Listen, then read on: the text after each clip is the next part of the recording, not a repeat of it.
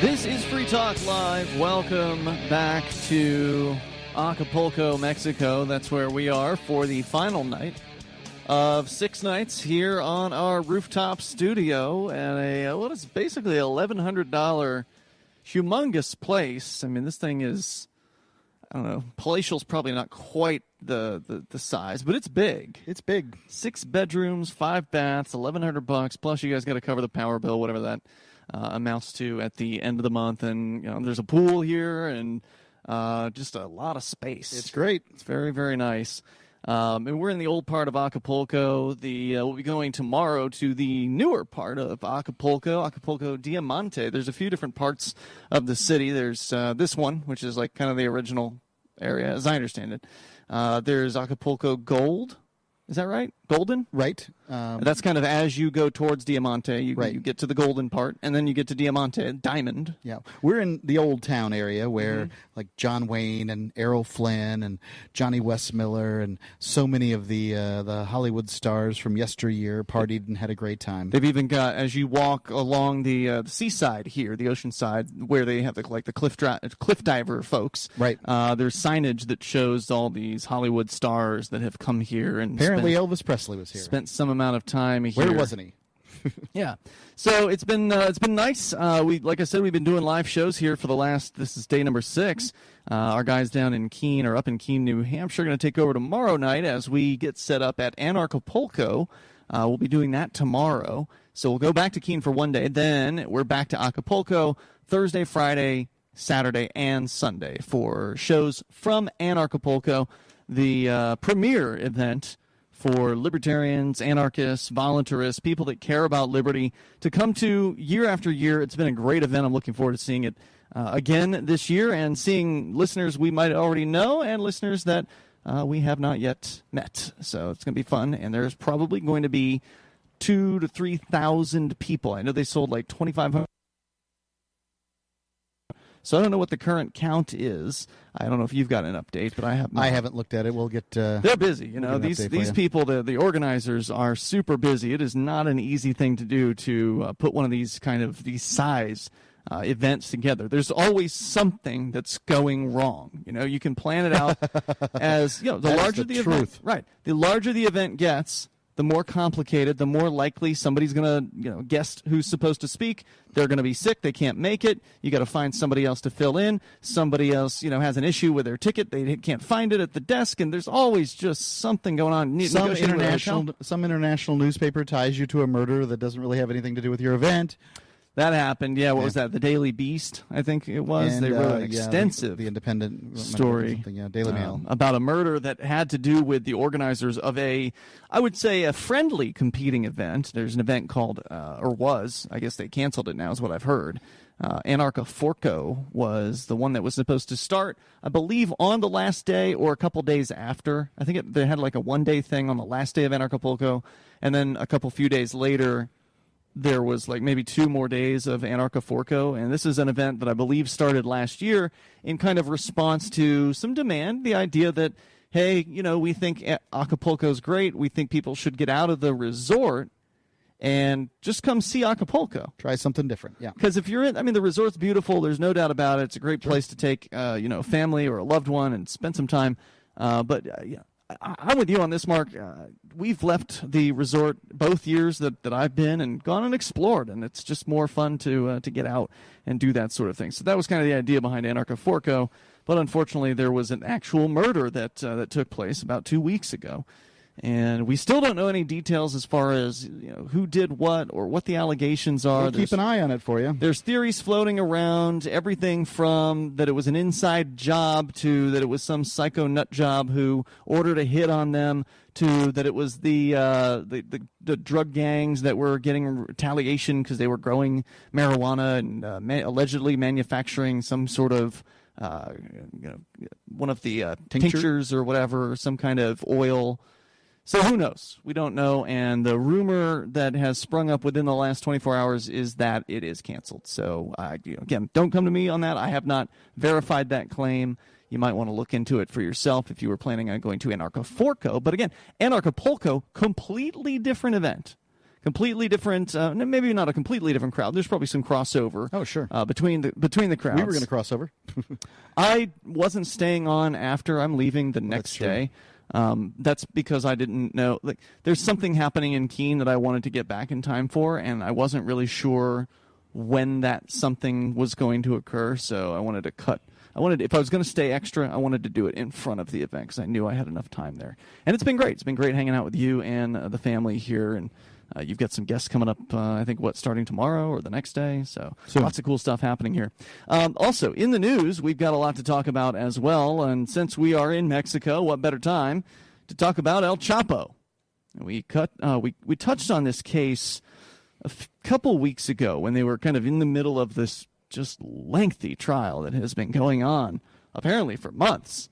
And they now have the verdict about El Chapo. They have found him guilty, the jury of his so-called peers. Really? Yeah, the story here from the New York Daily News. They report that prosecutors seized a sweeping victory over Mexican drug lord Joaquin El Chapo Guzman Lorera Tuesday when a jury of 8 women and 4 men convicted the crime boss on all counts at his trial in Brooklyn federal court. After spending a marathon 6 days deliberating, the anonymous jurors unanimously decided Chapo was a, quote, principal boss of the powerful and ruthless Sinaloa cartel, triggering a mandatory life sentence. I'm surprised that it took them that long to figure that out. Were they just scared that they were going to get a hit put out on them, or? I don't know. I mean, Mark, we have no idea what goes on inside the jury room, right? I hate juries. Shortly before the decision was read, the kingpin's wife, Emma Coronel Aispuro, declined a tissue offered by a bystander in the audience. She replied in Spanish, quote, "I'm not going to need them because I'm not going to cry." As the crushing verdict was delivered, Chapo craned his neck to search for his wife in the gallery. He nodded and gave her a reassuring thumbs up. She responded the same way. Before leaving the courtroom, Coronel looked at Chapo one last time and crossed her arms in front of her chest in a gesture resembling a hug. Offered condolences after the defeat, she replied, quote, "Why? Nobody has died." Well, not during the trial, but there apparently have been a lot of people that have died at the hands. Nobody has died, Ian. At the hands of El Chapo. Overall, the jury found... I, for one, remain unconvinced that El Chapo has ever killed anyone. He probably hasn't. He's probably had other guys do it. You know, if you're a boss in a cartel, I guess he probably had to do some to get to that level, would be my guess. I don't know what you're talking in his past. You don't know what I'm talking about? No. Okay, so if he's a boss in a cartel, then he probably got there by working, might have gotten there by working his way up the ranks earlier, which means he may have had to have commit some violence in order to get to his position in life. But since he's been there, he probably hasn't had to pull the trigger too many times. He's got men for that. He's got soldiers for that. So overall, they found that he had El trafficked Chapo was framed more than 150 tons of cocaine, heroin, methamphetamine, and marijuana into the United States. Tons. While generating billions in profit and conspiring to commit murder. Chapo, whose narco nickname means Shorty, was up against a landslide of evidence painstakingly pieced together from sprawling investigations and indictments in New York, Texas, Florida, Illinois, and California. Their names a tightly guarded secret to protect their safety. The jurors heard from 57 witnesses during 36 days of testimony that started in mid-November. 14 of the witnesses were former Chapo underlings and associates who flipped on the crime lord. Surprise, surprise. Or what I prefer to call dead men. Under cooperation agreements with the government. Quote, "We fought like complete savages and left it all on the battlefield," said defense lawyer Jeffrey Lichtman outside the courthouse as snow fell around him. He says, "Of course we will appeal it. The fight's not over. We'll continue to fight for Joaquin Guzman until our last breaths." Let's not forget that this guy has not been... They haven't been able to hold this guy in a prison yet. He's done 2 escapes from Mexican prisons. I thought he escaped from one in the United States, too. Ooh, really? Okay. I could be wrong. You'll have to on check this. that one for me. There was a situation where they built like a tunnel. That was in, I believe, Mexico. Okay, a tunnel with a motorcycle. Yeah, a motorcycle. A tunnel. I mean, that's some pretty amazing stuff. So we got more coming up here in moments. 855 450 free. It might have been a moped. 855 450 free, but still pretty impressive. You can join us also on our Discord server at discord.lrn.fm. Jump in there.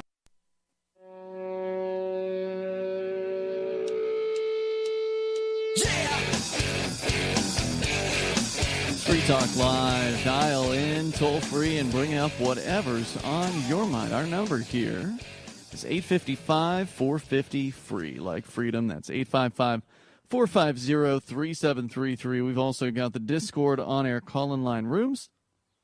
Discord is where you can go to interact with other Free Talk Live listeners anytime. There are basically people in there 24 hours a day.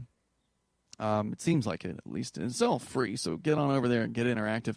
Plus, it's a great way to call into the show. You'll sound almost like you're sitting here in our rooftop studio with me, Ian. And me, Mark. And Mark, Free Talk Live is brought to you by Bitcoin.com. Right. You go to Bitcoin.com. They will help you in everything, every way that you can imagine surrounding crypto.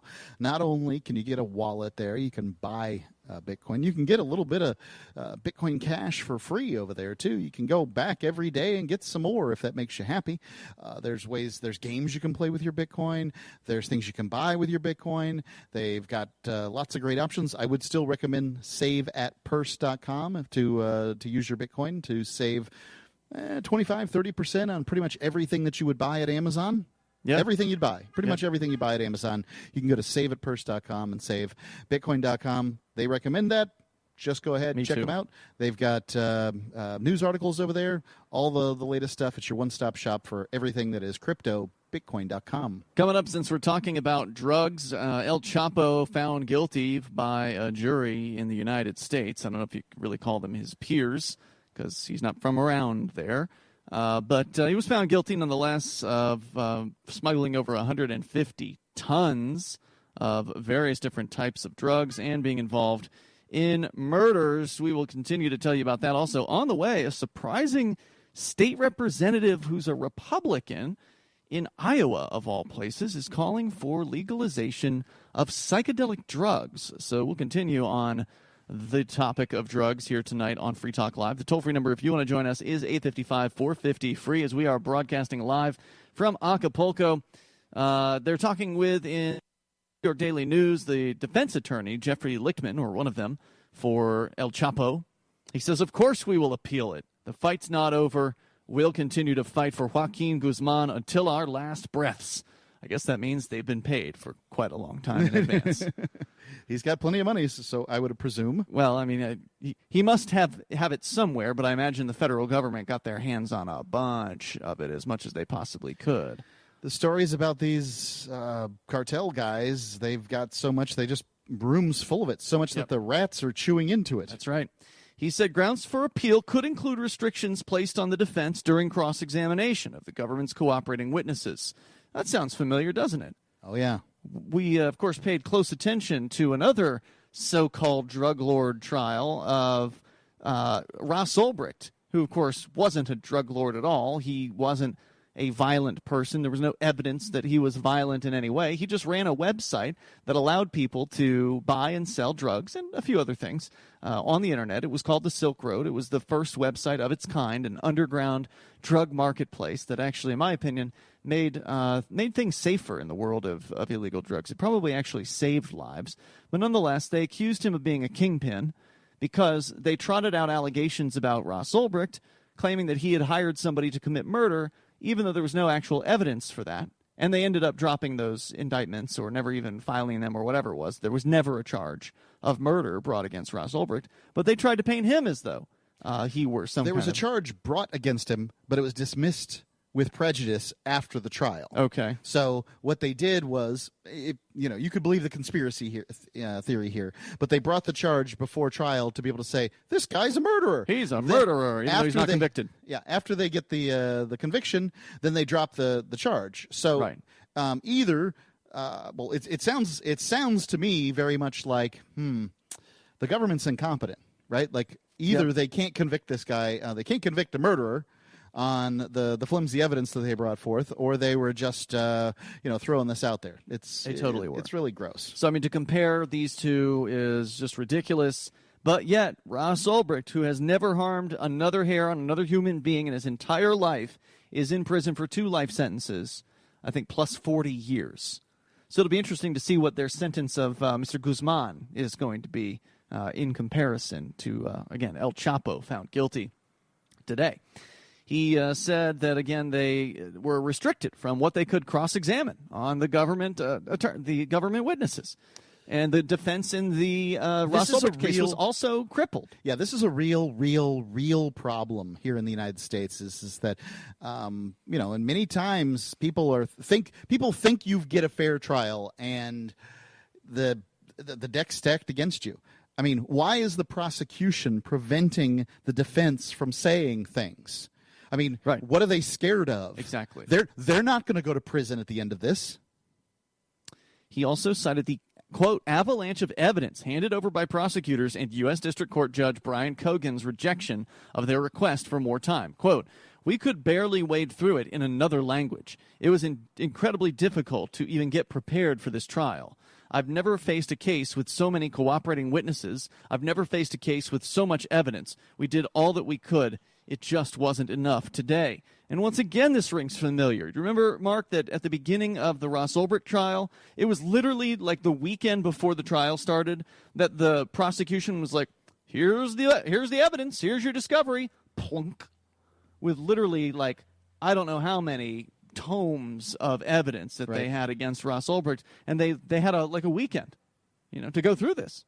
So no way anyone could do it. And now they're saying they couldn't even do it. It was in a different language, apparently, than what the attorneys speak. He said Chapo was, quote, strong and handled the conviction well. He said, quote, he's as cool as a cucumber, this guy. We were more upset than he was. The lawyer had less to say about his wife, who bolted from the courthouse instead of walking out with the defense team, as had been her custom during the trial. He said, quote, Emma is, look, none of us are children. We all knew this day was coming. We were hopeful that it wasn't going to come. Guzman Lorera's bloody reign atop the Sinaloa cartel has come to an end, said U.S. Attorney Richard Donahue. And he said further that the myth that he could not be brought to justice has been laid to rest. He said further, quote, today Guzman Lorera has been held accountable for the tons of illegal narcotics he trafficked for more than 2 decades, the murders he ordered and committed, and the billions of dollars he reaped while causing incalculable pain and suffering to those devastated by his drugs. Now, if it weren't Guzman Lorera, if it weren't El Chapo, then it would have been someone else. So you can take the queen or the king off the chessboard, right. And then all of a sudden the rook's it's just a job opening. Yeah, the rook's going to step up, or the knight, or whoever it is. Somebody's going to step up. Somebody from within the Sinaloa cartel ranks are going to step up, or the cartel will splinter and become more than one cartel. These are the things that happen in real life. So this is meaningless. Yeah, I mean, by the looks of it, Chapo doesn't seem too concerned about this. So he may be. There's nothing he can do. Well, he seems to be really cool on this life. You think they're going to break him out? No, I think that he, like so many gang leaders, is going to run the organization from inside the prison. Yeah. Well, there's definitely a lot of history to suggest that that's possible. Right. And it's probably not hard to pay off enough guards to where you can get him a cell phone or whatever it is that he needs to have in order to direct his empire. Although, how many of his former lieutenants are going to take him seriously? Why would they want to do what he says when he's never going to get out to tell them otherwise?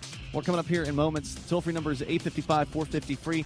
They'll get into some of the highlights of the trial, which was, a lot of it was pretty ridiculous, and we'll share that coming up with you. El Chapo going to prison for what is likely going to be at least a... Bitcoin.com is delighted to announce their latest partnership with the gift card specialists at eGifter. With many of the world's leading brands on their roster, it is now easier than ever to get the gift cards of your favorite brands with Bitcoin Cash. To get started, just follow these simple steps. Visit giftcards.bitcoin.com, pick the gift card you want, follow the instructions on your screen, and make your payment using your Bitcoin Cash wallet. Sit tight and your gift card will be delivered to you as soon as it's ready. That's giftcards.bitcoin.com.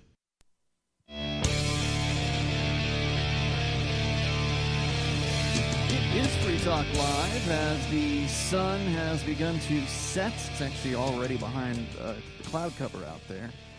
But a little bit of pink, orange, reddishness is seeping through, and it's very, very beautiful.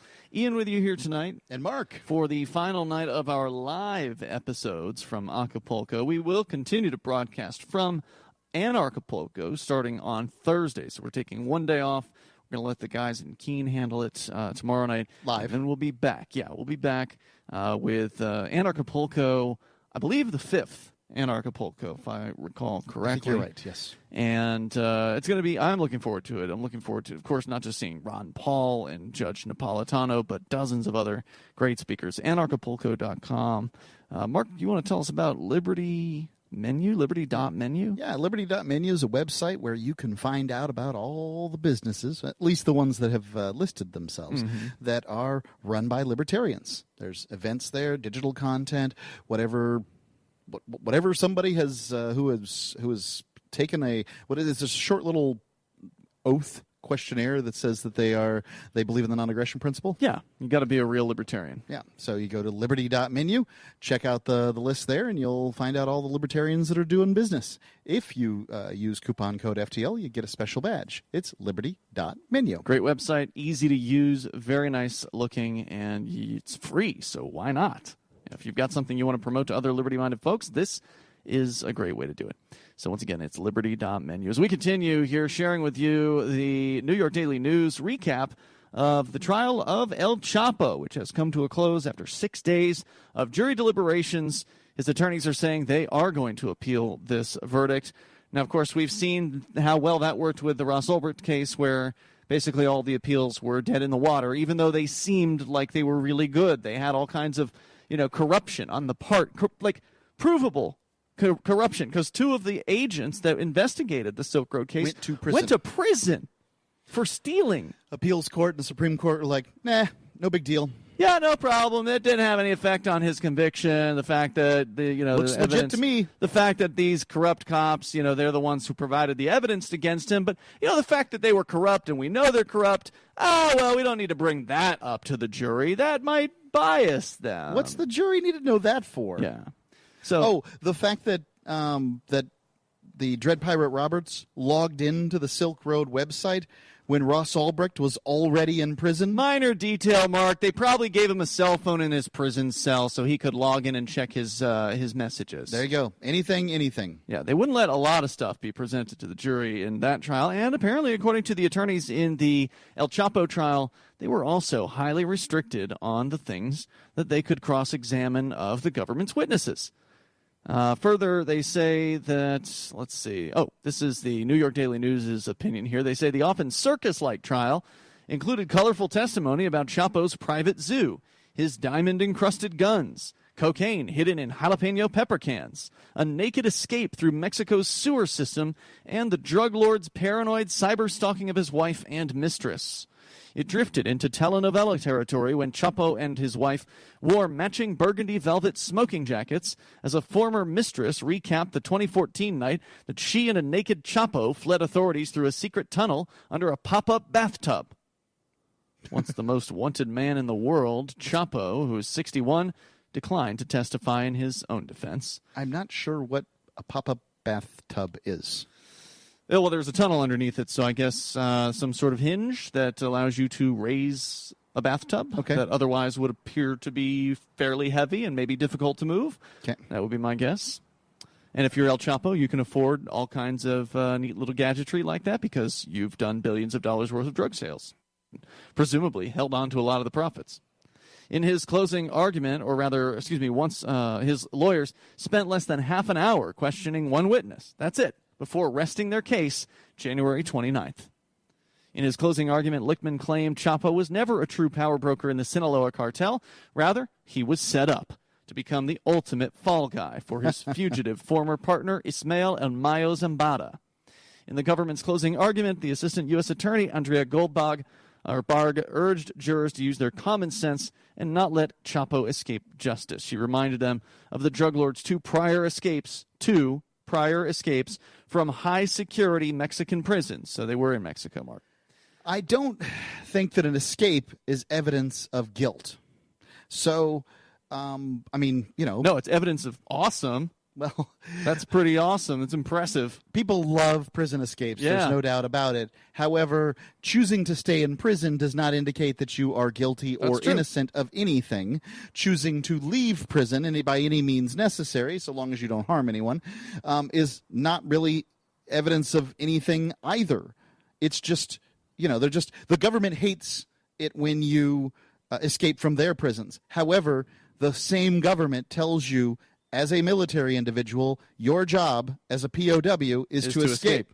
So it's interesting that the United States government, on one hand, hates it when people escape from their prisons. On the other hand, orders their employees to escape from other people's prisons. Oh, it's true all over the U.S. government and their hypocrisy. On one hand, they support, in a lot of cases, secession happening in other countries. But when somebody talks about seceding from the United States, then it's, whoa, we settled that with the Civil War. Yeah.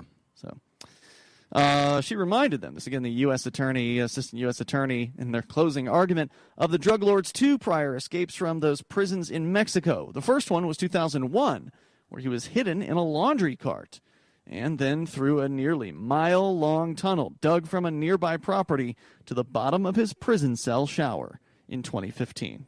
A mile-long tunnel. It's incredible, isn't it? Labor's cheap in Mexico. And to know exactly where, how do you do that? You get some schematics, right? Like, that's the only way you could possibly do it. How would you otherwise know where in this facility his prison shower was? It's impressive. That's not a random thing. You don't just pop up and, we got it right. Yeah, you don't want to get that. You don't want to miss that. Right. She recalled how the cartel boss moved massive amounts of drugs to the U.S. border and beyond with a dizzying array of airplanes, speedboats, semi-submersible submarines, tanker trains partially filled with vegetable oil, smuggling tunnels, and the jalapeno pepper cans. Goldbar claimed Chapo's enterprise earned more than $1 billion in the early 1990s alone, trafficking more than 75 tons of cocaine into the U.S. using the pepper can ruse alone. She said Chapo became so fabulously wealthy, he kept a private zoo with lions and tigers that he toured while riding on a personal train. While the notorious narco empire evolved over the years as turf wars broke out and he lived life on the lam as a jailbreak fugitive, the drugs kept flowing.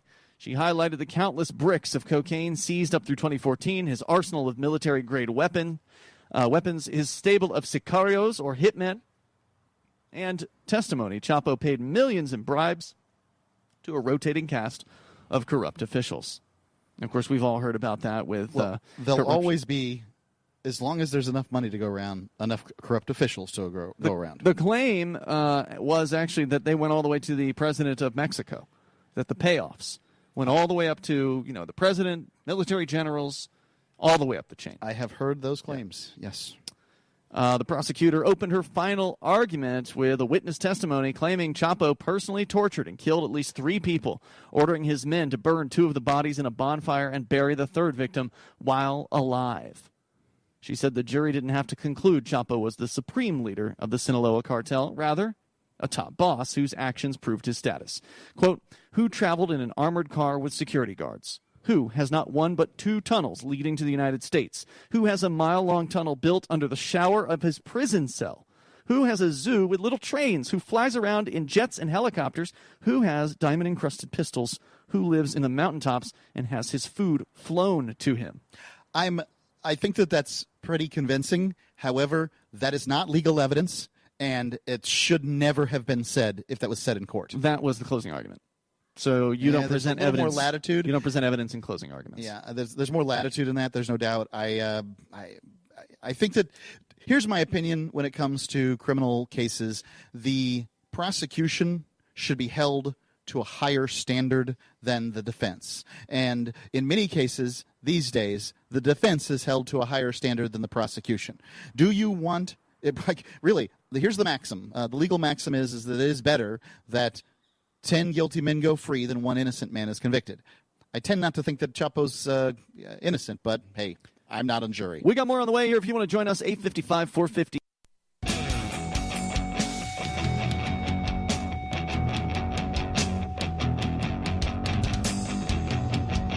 Talking about the El Chapo trial. It is over.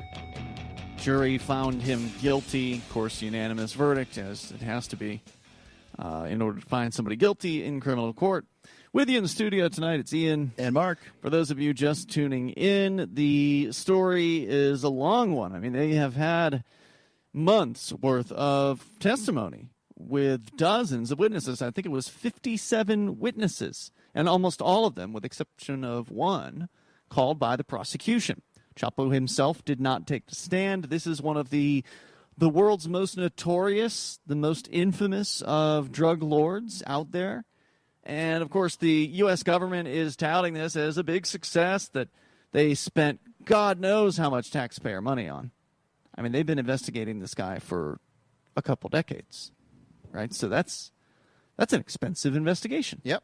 They were going to get their conviction. They got a conviction. It's going to be appealed, and, of course, that's probably never going to go anywhere. So he will likely spend the rest of his life in prison, unless, of course, his gang manages to really fight back in the war on drugs and actually break him out of a U.S. prison. Now, that would be truly impressive. He did get out of 2 high-security, so-called maximum security Mexican prisons, one of them by way of an underground tunnel that was built a mile-long tunnel, built right underneath, to the point of, it was right underneath his shower in the prison. So, we're looking at this, and, of course, we're not skeptical as to whether or not El Chapo was involved with the Sinaloa cartel. I mean, there were literally witnesses of, his old buddies, his coworkers in the cartel who flipped.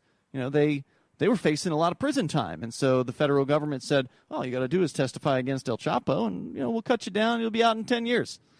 Or whatever the offer was. Right. They made some kind of offer, and these people, dozens of them, flipped on their old boss. I mean, there certainly was plenty of evidence to go around to suggest that, yes, indeed, this guy was a drug boss, that he was a killer, allegedly, that he himself actually killed a few people. He certainly ordered people killed as well. I mean, so there's no doubt about all that.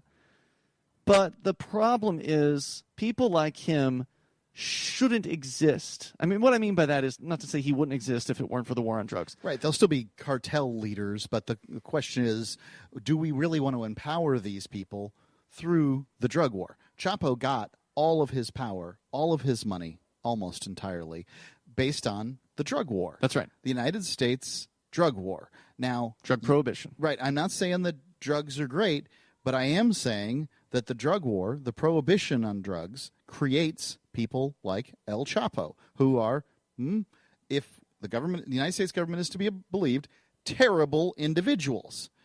If you continue to, over and over again, predictably create situations where terrible people, become powerful and rich, maybe you should stop doing what you do. Yes, I understand heroin's bad, but don't forget, ladies and gentlemen, it's really important. Don't forget this nation was built by people who had legal access to opiates. Yes, you could get heroin through the Sears catalog if you wanted. Mm-hmm. I'm not saying that it's a good idea to do heroin. Believe me, I'm not saying that. I am saying, however, that there was a time when our forefathers understood that taking medicine had consequences. Mm-hmm. That if you got addicted to something, that was your fault, not somebody else's. You don't need to go around running around suing people. It's your fault. Yeah. You need to be responsible for what goes in your body. And people like El Chapo, well, they enterprise off the fact that you want other people to take responsibility for that. Well, I mean, El Chapo just enterprises off the fact that there's a demand for drugs. That's all he's doing. I mean, he's just doing his job. He's just filling that demand, and that demand results in competition for territory, and the competition for territory, drug territory in the black market, results in violence, because that's just how these gangs protect their territory. It's not, they may have some gentlemen's agreements between some territory, but overall, they're fighting. They're fighting over precious resources, which is to say the customers in any given landmass, because the customers aren't going anywhere. They're not going to stop using drugs, so somebody's going to feed those addictions. Somebody's going to feed. Somebody's going to bring in the product. They don't have to, but they're going to, and that we can certainly predict that for decades and decades of the drug war. At this point, we can predict that putting El Chapo in prison doesn't solve a thing. No. It's just going to force all the taxpayers. It's going to force all of the taxpayers to pay for this guy's 3 hots and a cot. And I'm not saying he deserves or doesn't deserve prison. I have no interest in addressing that particular issue. If it weren't for the war on drugs, what would El Chapo have ended up doing? Would he have just been, a common street thug snatching wallets out of people's back pockets? Would he have been, working at a restaurant? Or what would he have ended up doing? Because he couldn't have risen to this level of prominence if it weren't for the war on drugs. You can police a given area and prevent pickpockets, purse slashers, or whatever the terminology is. Yeah, but you can't be everywhere at once. No, but you can police a given area. Yeah. Look, we're going to Acapulco, one of the most dangerous cities in North America, right? And we're down at the Zocalo, where all the tourists go. And we've been down there every day for 3 days now. 2 days? The last 3 days. Yeah. Last 3 days. And at this point, we haven't had one person attempt to pick our pocket. We haven't seen roving gangs of kids that distract you and steal your wallet and all those things. Why? Because policing works. Policing works until you introduce this thing called prohibition. And that's when policing tends to fail. Now, police departments realize this and want to keep prohibitions in place so that they can have more and more police because, well, policing works with more and more police. But when it comes to prohibition, they're just going to find a way around it because the profit motive is just too great. Correct. And the more of a crackdown there is, the more violent individuals are attracted to the profession. So that's why El Chapo is who he is. It's because of prohibition. It's because of the federal government. And all they're doing here is they're just opening up the marketplace for other players. And there's plenty of them. There's plenty of folks who would love to live that lifestyle, even though they know that they will be a target, even though they know the federal government, the Mexican government, these governments are going to go after them. Like, they want to have $1 billion. They want to have the women. They want to have the tigers. They want to have the helicopters. They want to have the arsenal. They want to have the troops at their command. This is a very exciting business. And there's a lot of glory in it for them. So it's going to attract somebody. Somebody new has already stepped in. They're already doing what they got to do to move product from point A to point B. And that includes paying off border guards. That includes, doing whatever it is that they got to do to get their trucks through. Lots of people like this gangster stuff. Comes to mind Frank Sinatra, who was one of the most successful and well-paid singers of the last century. And he still liked to sort of flash around like he had mob connections. And I don't know that I would presume he had some kind of connections. If you keep on acting like you're in some way, shape, or form amiable to the mob, and you have the kind of profile that Frank Sinatra does, they might come see you. Sooner or later, one of them's going to say, "Hey, Frankie, why don't you play at my kid's, 16th birthday party? It'll be awesome. I'll give you, $1 million or whatever," right? And maybe that happened. Maybe it happened more than once. I have no clue. I am just saying that somebody who had the profile that Frank Sinatra did still found it alluring enough to say, "Hey, look, I've got mob connections." When the jury, this according to NewYorkDailyNews.com, when the jury began deliberating February 4th, a piece of evidence at their disposal was a 2015 video interview Chapo recorded for actor Sean Penn and Mexican-American actress Kate Del Castillo as part of a profile published by Rolling Stone magazine. In snippets played in court, jurors saw Chapo sitting in his signature trucker hat, waxing poetic about his roots as a penniless pot farmer growing up in Badiraguato, a poor village in the mountains of Sinaloa. Quote, "There are no job opportunities. The only way to have money to buy food to survive is to grow poppy marijuana, and at that age, I began to grow it, to cultivate it, and to sell it," he said in Spanish. So there you go. He started from a very, very poor beginning, as dirt, literally dirt poor, and rose to be one of the most wealthy men in all of North and Central America.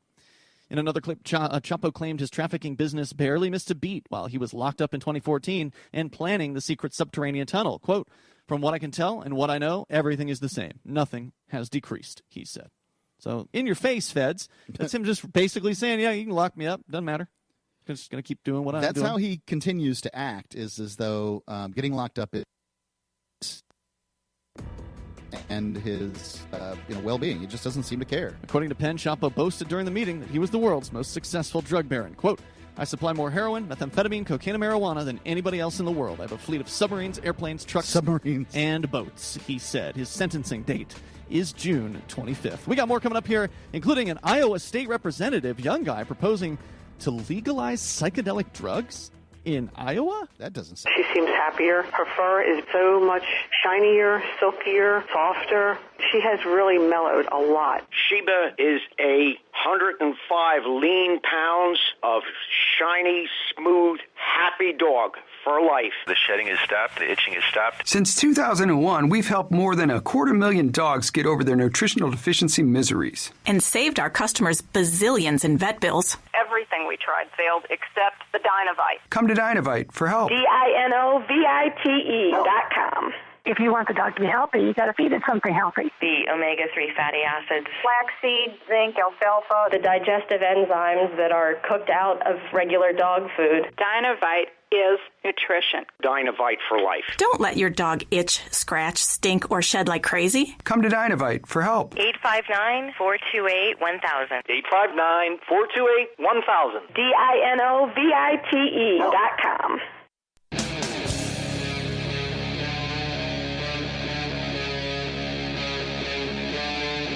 Free Talk Live.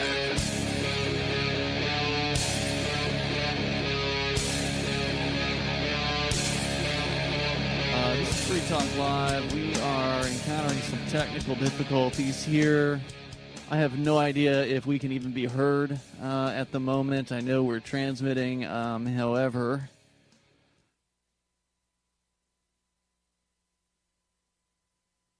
our packets are not making it to their destination. So we're hoping that maybe cleaning up the internet connection here will somehow make that better for us. With you in the studio tonight, it's Ian and... Sorry, buddy. Mark. I wasn't watching you. I apologize. I got my eyes on this remote box here. I was checking my computer to make sure that I wasn't, some video wasn't running on some news site or something to see whether I was accidentally the one sucking up the bandwidth. Yeah, I don't know. It seems like it might have cooled down a little bit right now, so hopefully we'll be able to continue doing a live show here tonight. Because if the connection goes to crap, then we gotta stop at some point. So it's looking clear right now. Anyway, our toll-free number, if you want to join us here, is 855-450-FREE. That's 855-450-3733. And this is one of the reasons why, when we're actually on remote, we do like to record the show, because then there's no transmission errors. Much better. Yeah. It can't happen, basically. And so that's the way it's going to be during Acapulco, as we will be recording those episodes. So you won't have to worry about us getting all jarbled sounding and junky here on the radio. So, but it has been a pretty smooth 6 days, I got to say, for all things considered. This is day number 6 in Acapulco live. We've had pretty good connection, and everything's been pretty good. Could have been worse. I forgot to turn up Tatiana's mic for the first segment and a half that she was on, so that was my bad. That's not Acapulco's fault. Yeah, but yeah. So, let's see. So last hour we talked about El Chapo. You are still welcome to comment on that if you want. I think we've basically done the recap that is necessary, said the things that need to be said. Let's go to the phones, to the fun. Then on the way, the Republican state representative, young guy, who in Iowa is proposing legalizing psychedelic drugs. And I know that's going to be one of the topics, at least psychedelics, discussed at the upcoming Acapulco. Sarah, you're on Free Talk Live. I have been going Sarah, in New Mexico. Hello. Hello. Are you with me? Are you with me? Yep, we're with you. Go right ahead. Can you hear me now? now? A transmission delay, however. Can you? Yep, can we you got you now? loud and clear. Go right ahead. Yes, I have been going to the Unitarian Universalist Church, and I'm quite impressed. Because they're very political. I mean, they have a gun control committee and also the environmentalist committee and an animal activist committee. And then they have like 12 other committees that, I cannot mention all of them. But also they had another committee that was a human trafficking committee. I think try to help those women that were prostitutes for a while.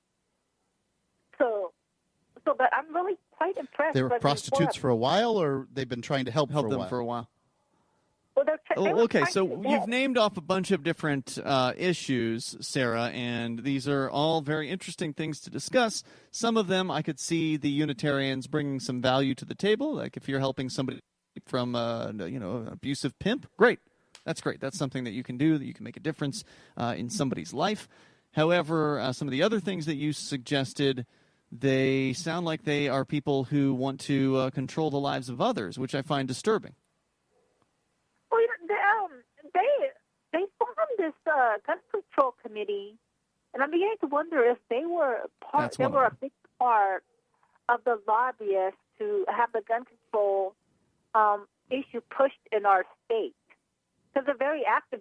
They go up to Santa Fe, and we teach each other how to, persuade our representative in our state. And so that was a big thing.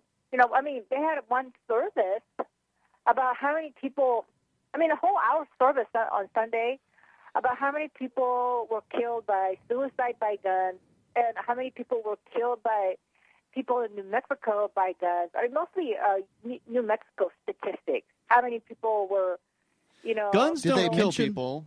Did they mention that most suicides by gun, like that most people that are killed by guns are suicides? Did they mention that? Right. I remember listening to that sermon, and I forgot all of the data, but it was quite alarming. They had exact data about how many. I think New Mexico we were ranked like number 6th or the 7th in the highest rated gun violence or something like that, and suicide by gun is very high. And then they also talked about how many people were shot by police, and they had national statistics. That was a really big deal. But it's okay with you for the police to carry guns, right? What did you say? I said it's okay with you if the police are carrying guns. Mm-hmm. Well, they have to. But they have to Unitarians, carry guns because they have to just, they have to create order. They have special authority. Okay. Well, special authority. They don't carry guns generally in many places in Europe. Well, this is America. It's a different country. Well, we have how much times the violence as compared to Europe. You always compare Europe. They're a different culture than American culture. Why do you compare it as the same? We have how many times more gun violence? This is America, where we should be able to kill ourselves with our own guns if we want to, because that's freedom. Thank you for the call tonight, Sarah. I have noticed there's a distinct delay, so sure is. Anyway, the toll-free numbers here are 855-450-FREE like freedom. That's 855-450-3733. We've also got the Discord on-air call-in line rooms. Mark, you're a little bit familiar with the Unitarians, right? Have you spent some time yeah, I've gone to them? A couple of different Unitarian churches. Here in Keene, New Hampshire? Yeah, I left the one in Keene, New Hampshire after about the time Obama became president. The minister thought it was a good idea to do a sermon comparing Martin Luther King Jr. with Barack Obama. Wow. I presume because they're both black, and I can't live like this. And, on one hand, you have a guy who's, known for his ministry of peace, even if it certainly isn't perfect by any stretch. And the other guy who's gotten the Peace Prize for the hope that he was going to be a good president. However, he was running 6 conflicts in 7 countries at one point. Yeah, it's just Democrats just love to hide their eyes about their Democrat leaders, but boy, they're very good at pointing out the Republicans' flaws, and they are good at that. Yeah, no doubt. But the Republicans do the same on the other side. They hide their eyes about their leaders, and whatever. To me, I just can't. I don't have any interest in going to a Democratic Action Committee that's masquerading as a church. Well, they I don't know if they're masquerading as a church. They probably have religious beliefs and people. What are they? I don't know. I have not spent much time. Democracy is specifically mentioned. Okay, they could believe that is given to them by God. I don't know. They do.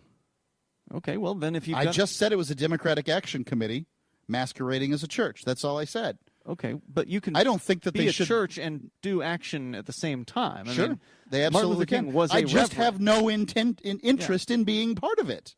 Yeah, I just don't. They're just a bunch of stinking liberals. There's no doubt that they are liberals, but I mean to question their church status, I didn't. I don't think it's fair. I said I have no interest in being a part of a Democratic Action Committee masquerading as a church. Right. That sounds like you are questioning their status as a church. They should be able to operate however they want. I think it's friggin' awesome. However, they don't so listen. Then it's either is a church or it isn't a church. They are a church. Okay, so they've been a church for a very long masquerading. time. But they're not Unitarian and they're not Universalist. All right, they're a bunch of atheists. What do those words mean then?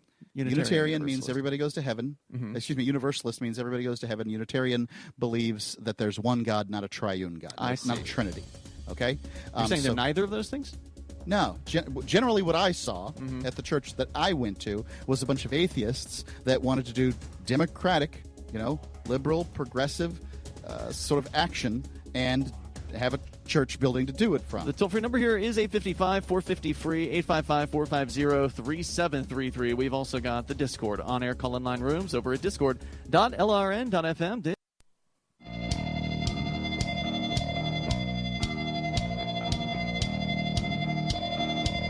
This is Free Talk Live. We're here in Acapulco, and we'll take your calls and thoughts about whatever you want here. Our number is 855-450-FREE, like freedom, whether it's El Chapo being convicted or, as our caller just called in, the Unitarian Church. You can bring up anything that you want. 855-450-FREE, like freedom.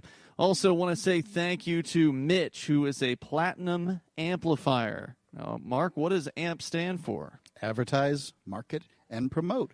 The people who are amplifiers have decided to give us, at the lowest, $5 a month. That's Mitch, all we ask. I'm not sure what platinum is. $25 a month. So thank you, Mitch.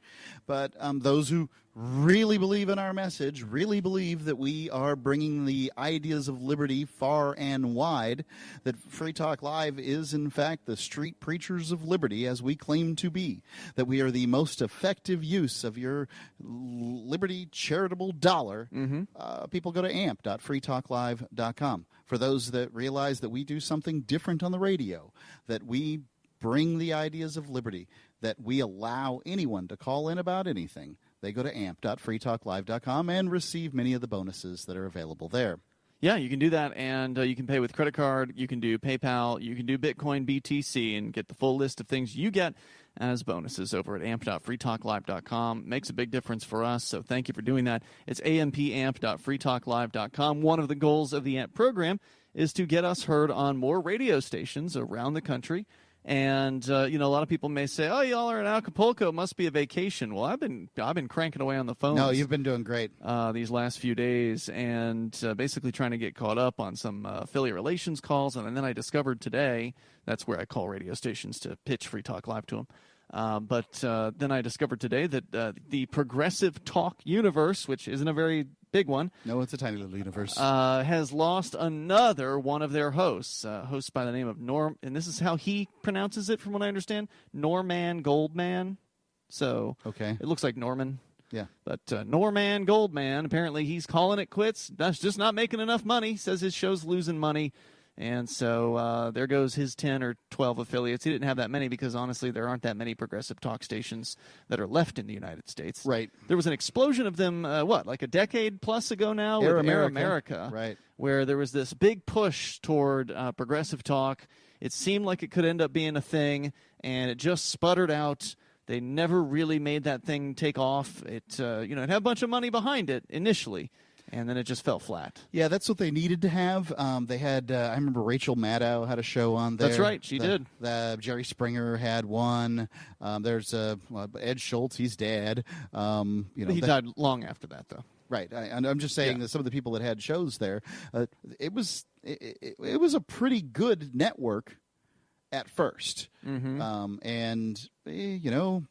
I don't know. If you like to hear, shrieking leftists. Well, if you want to hear shrieking rightists, there's plenty of that. There's plenty of that too. So, but for whatever reason, that's worked out for talk radio with the right wingers. Our show, I think it's because older people tend to be more Republican. Is that true? They tend to be.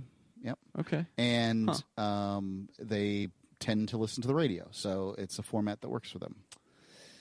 Yeah, I mean, you would think that it would have worked out because there certainly are plenty of people who are into leftist politics. But Rush would have said back in the day that leftists just aren't funny. That's until the Daily Show became the monolith that it was. So he stopped saying that. Yeah, since then. Not a good idea. Apparently, he wasn't 99.44% right, just like Ivory Soap.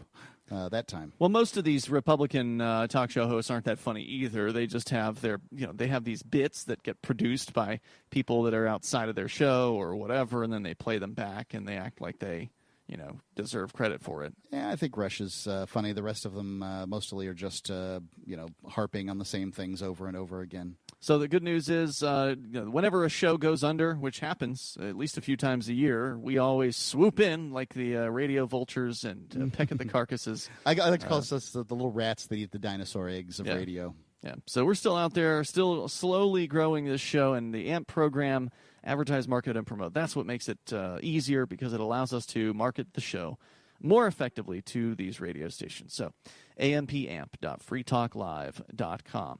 All right, I said we got a story, a very shocking headline that a Republican in Iowa, of all places, is actually proposing to decriminalize psychedelic drugs. This was actually posted to our Discord server. There's a great news show prep room there where listeners will just drop in the things they think we ought to talk about, and it's really a good place for me to go to look for stuff to discuss.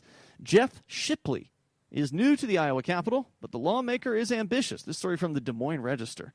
He wants to decriminalize psychedelic drugs, like mushrooms, to make them more accessible for medicinal purposes.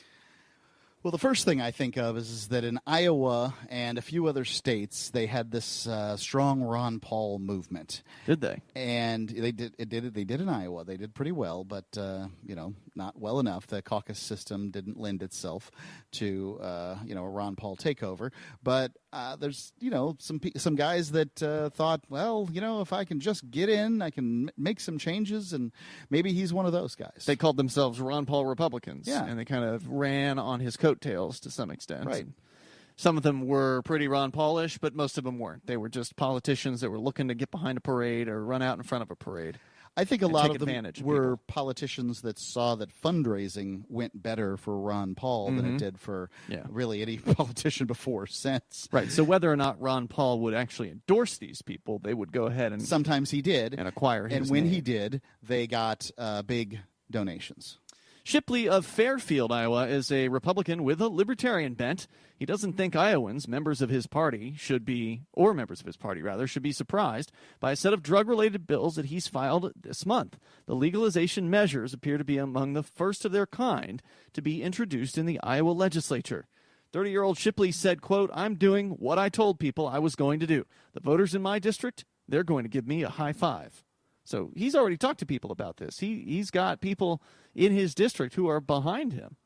While it's not clear how many other state houses are entertaining similar measures, there are active campaigns to make psychedelic mushrooms more accessible. There's a ballot measure underway in Oregon, and election officials in the city of Denver did receive enough public signatures recently to put the issue of decriminalizing mushrooms on the ballot later this year. Right. I mean, everybody predicted dire things for Denver, Colorado, Washington State, and these places with the legalization of marijuana. Although California basically had legal marijuana since the 90s, is all you had to do was go to some, chiropractor or voodoo doctor and say, my heel hurts, doc, and bang, you've got marijuana, sales cert or whatever. Right. But you get your medical card. Yeah, you get your medical card.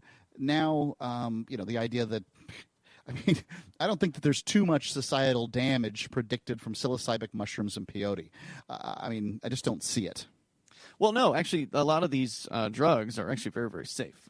As far as if you look at the doctor, I think his name was Professor Nutt, N-U-T-T. He used to be a drug prohibitionist over in the UK, was on the side of the government for years, and he flipped. And he came onto the side of ending prohibition, and he put out a study that looked at the various different drugs out there in the world. And I hate using the term drug and safe together. I mean, people can hear terminology like that on the radio, take it as you as some kind of authority, and say, "Oh, I'll just do whatever I want." No. I said relatively safe. So we can continue and discuss that coming up here in moments. But I'm glad you mentioned that, Mark. More on the way here. 855-450 free, like freedom. It's Free Talk. Does your dog itch, scratch, stink, or shed like crazy? Come to Dynavite for help. Order a 90-day supply of Dynavite. Pick up 2 bottles of Lico Chops, get the 3rd bottle free. New improved Lico Chops with omega-6, omega-3, vitamin E, and now 6 extra direct-fed microbials. Even better for the digestive tract and immune system. And dogs love it. Try Lico Chops. Buy 2, get 1 free. This is Henry Lukasevic for Dynavite. DINOVITE.com.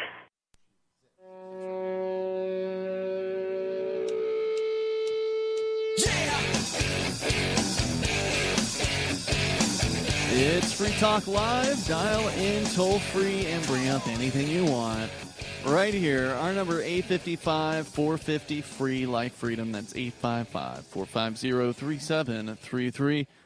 We've got the Discord on-air call-in line rooms. They're open and available to you. So join over at discord.lrn.fm, and you can interact with other Free Talk Live listeners there. But most importantly, during our live show, you join one of those top 4 chat rooms, the on-air call-in lines that will get you on the air with us, and it'll sound almost like you're sitting here on our rooftop studio in beautiful Acapulco, Mexico, for our final live episode. We will return from Acapulco starting Thursday, so in 2 days, from Anarchapulco, which is a great conference, and it may still not be too late for you to come down and see it if you start moving now. If you go to anarchapulco.com and use code FTL, you'll get a discount because you're a Free Talk Live listener. So one of the topics you're going to find discussed, I would say, not only on stage but also in the crowd at Anarchapulco will be legalization of drugs. That's certainly a big issue that a lot of people in the liberty movement find very important. We talked earlier about El Chapo and how it is that he wouldn't have ever become what he is, what he became, the violent man that the drug lord. There would be no such position in a world of legal drugs because you don't see the bosses of Pfizer and Merck. You don't see the bosses of, Seagram's or Budweiser going after one another with armed troops to destroy each other's property and kill, innocent lives. That doesn't happen in the market. It's many people believe that what's the shtick that libertarians or Republicans that smoke pot. That is so ludicrous because libertarians have a principle, and that principle is that as long as you don't harm someone else, you should be free to do what it is that you want to do. That's Look, right. I've never done heroin, and I'm never going to do heroin. However, I think heroin should be legal. I don't recommend doing it. I just think it should be legal. And that ultimately people who are going to make bad decisions, they're going to make bad decisions. But keeping heroin illegal drives up the price. And when the price goes higher, then somebody can't work a job and do heroin at night if that's what they want to do. Mm-hmm. And that means that they've got to figure out ways to get money. And that may be to break into my house, put my family in danger. Thanks very much. Your drug war is putting my family in danger. That's right. I'm not interested in it. Thanks very much. Yeah, you don't have to be in the world of drugs to become a victim of the war on drugs and all of the fallout that befalls people because of that. You could have had nothing to do with drugs whatsoever, and if some crackhead's climbing in through the window with a machete in his hands in the middle of the night, just because he wants to get some, he wants to get some jewelry or something like that, or wants to rob the place, then you've got a huge problem on your hands. And that person is there. And many robberies and many breakings and enterings, like the super majority of them. Talk to any cop who will tell you the truth. They'll tell you those guys are there for drug money. They're there to steal things, to take to the pawn shop, to then take to their drug dealer. Or in some cases, take directly to the drug dealer. You got a PlayStation 4? Hey, your drug dealer's going to go ahead and trade you a few hits for that. No problem. So. Yep, I mentioned I wasn't thinking about console games. Thing is I don't think about robbing houses. But I was just thinking, what is it that people want to break into houses for? I know guns are top of the list. Sure, jewelry, electronics. Yeah, but I mean electronics. When you're talking about like a TV set, no, they're going to take the PlayStation because that's small. You can just grab that. You can carry the PlayStation. Right. What about the wires, though? I mean, I presume a PlayStation isn't worth much without the wires, right? A PlayStation 4, you can, wires are going to run you a few dozen bucks at the most. I mean, yeah, but that's how much you're probably going to get for the PlayStation 4. Well, I don't know. You'd have to talk to a crack dealer, Mark, and he would tell you what he'd give you for a wireless PlayStation 4. Thanks. I bet you it'd be something. probably get a hit or two. Great. So toll-free number tonight, 855-450, free Des Moines Register, reporting on the 30-year-old state representative who is shaking things up by introducing legislation to legalize psychedelics like mushrooms. And this is also, he's not the first. He's certainly the first in Iowa, but he's not the first in the U.S. There is a ballot measure that they're currently collecting signatures for, I believe, in Oregon. And in Denver, they have gotten enough signatures in order to get their measure on the ballot this year. Now, those are ballot initiatives. This is a politician doing it. Correct. You don't always see that. No, it's very brave on his part. So good for him. An effort in California, however, did not get enough signatures to qualify for the ballot last year. Where, let's see, Shipley, this is the state rep, has an emoji of a mushroom on his Twitter page. Oh, God. Where he describes himself as a sauerkraut salesman. His account name is @sauerkrautsales. He works for a company in Fairfield where he has 12 jars of sauerkraut at his chamber desk and a wiener dog racing chairman, a reference to Shipley's work overseeing an annual local competition of dachshunds. In his spare time, he sounds like quite a character. In his spare time, he does stand-up comedy. But Shipley is serious about these drug bills. He believes Iowans recovering from drug addictions and other health ailments could benefit from more accessibility to illegal drugs that could have medicinal purposes. That's another thing. I wouldn't recommend heroin as a pain reliever or anything like that. But it does a good job at it. I mean, the reality is that it's an opiate, and that's what oxycodone is. So right. One measure he proposed would allow a state pharmacy board to reclassify ibogaine, psilocybin, and MDMA for medicinal purposes and remove related penalties when the drug use is for medicinal purposes. And this would be a huge change of direction for any state, especially Iowa, to engage in, is to acknowledge that these drugs do have medical use. Because that's what the federal government wants you to believe, is that, there's no accepted medical use for these drugs, so therefore Schedule 1. Now, I'm not telling you all of those are Schedule 1. I don't think. But the studies keep coming out that things like psilocybic mushrooms and that sort of thing do have medicinal value. Yeah, usually help people quit smoking in some cases. Yeah, often it has to do with PTSD, a condition that the government creates in many cases. That's correct. Ibogaine has been studied as an alternative treatment for drug addiction, according to the Multidisciplinary Association for Psychedelic Studies, also known as MAPS. Psilocybin is a psychedelic compound produced in mushrooms, and MDMA, also known as ecstasy, is a synthetic drug that alters mood and perception. Shipley believes MDMA could help veterans suffering from post-traumatic stress disorder. He doesn't just believe it. I mean, he believes scientists that believe it. I right. mean, this is like, I love how the newspaper... Well, to their credit here, the next sentence, Mark, says some studies have supported that belief. Yeah. And then they link to a story about that in The Lancet, which is a scientific journal, as I understand it. Another bill he's pushing would remove psilocybin and psilocin, which are hallucinogenic, from the list of substances classified as having currently no accepted medicinal treatment use. Quote, when I was kind of daydreaming on, why do I even want to be in the legislature? Why do I want to be part of the office? It was this issue, he said.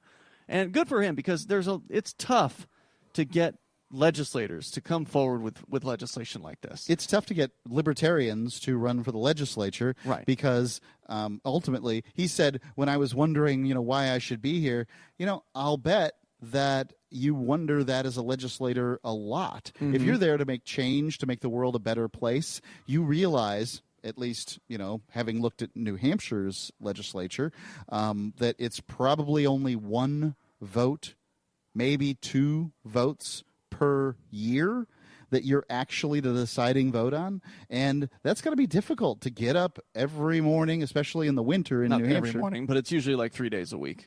3 days a week. During the winter, yeah. In the bleak winter of New Hampshire. You got to be there by 9 a.m. To get there by 9 a.m. in order to vote, and your vote doesn't make a difference. It's frustrating. It's politics, though. And again, yeah. Well, thank goodness for people like this young gentleman who are willing to go ahead and do it, because it's things like this that get conversations started. It's probably going to go down in flames, this bill. You got to start, though. Yeah. I mean, look, some state in the next 5 years is going to legalize magic mushrooms. All right? Mm-hmm. It could be Iowa. Iowa could reap the tax benefit from legalizing them. And if you can go smoke marijuana and do mushrooms there, well, have a wonderful time. There's going to be people who are going to want to take a trip to Des Moines for that. No doubt about it. And they're not going to go if this gets shot down. The toll-free number here is 855-450-FREE. That's 855-450-3733.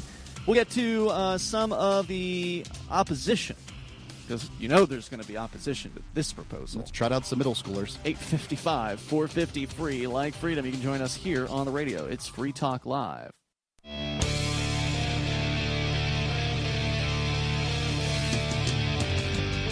Hey, it's Free Talk Live. We're in Acapulco, Mexico. We got time for you if you want to join us here. Our toll-free number is 855-450-FREE. This next hour is going to be the last one. You'll be able to call in live. Once we start in Acapulco, we will be doing pre-recorded episodes. So you have to meet us and talk to us in real life at in Acapulco this weekend, starting on Thursday. We do have a live show tomorrow from our Keene studios in New Hampshire. Our toll-free number tonight is 855-450-FREE, like freedom. We're talking about drug decriminalization / legalization, specifically not just marijuana, which has, of course, finally found a real foothold in various different states around the United States. We're seeing states east of the Mississippi now, like Massachusetts and Maine, rolling out their marijuana legalization schemes. And, in fact, I remember I had a headline, and we didn't get to talk about it on the air, but Massachusetts is apparently looking at like not drug clubs, but like a marijuana usage place, like a lounge or something like that. Not the same thing as a bar, but the equivalent, right? Like they won't sell both marijuana and alcohol together. They will likely segregate those things. I've heard of keg parties. I haven't really heard of pot parties. I mean, I tend to. Well, you've heard of Amsterdam, where they have these cafes. Yeah, the cafes where people can get marijuana. They probably consume some on site. I don't know. It doesn't seem as social to me. Marijuana is not social? Just as social, not as social. I mean, there's certainly some people who clam up and, they don't become more social on cannabis. There are others who have the opposite effect. So I think that these clubs are going to be something that a lot of people are going to enjoy. And we're talking about what's going on in Iowa right now, where a state representative, Jared Klein, or excuse me, I apologize, that's somebody who's against it. The state representative, young man named Shipley, Jeff Shipley, he's 30 years old. He has proposed not full-on legalization, but to allow for the medical use of not just cannabis, but also mushrooms, psychedelic mushrooms, MDMA, as well as, I believe, another thing that I don't have in front of me, ibogaine. That was the other one. And these are all things that there have been some studies done that strongly suggest. Now, the studies have been relatively small sample size, so there has not yet been a massive 1,000-person study that I'm aware of. Let's not forget that the government, it's illegal, so there's that. Right. Well, these studies are legally acceptable. They've been approved only recently.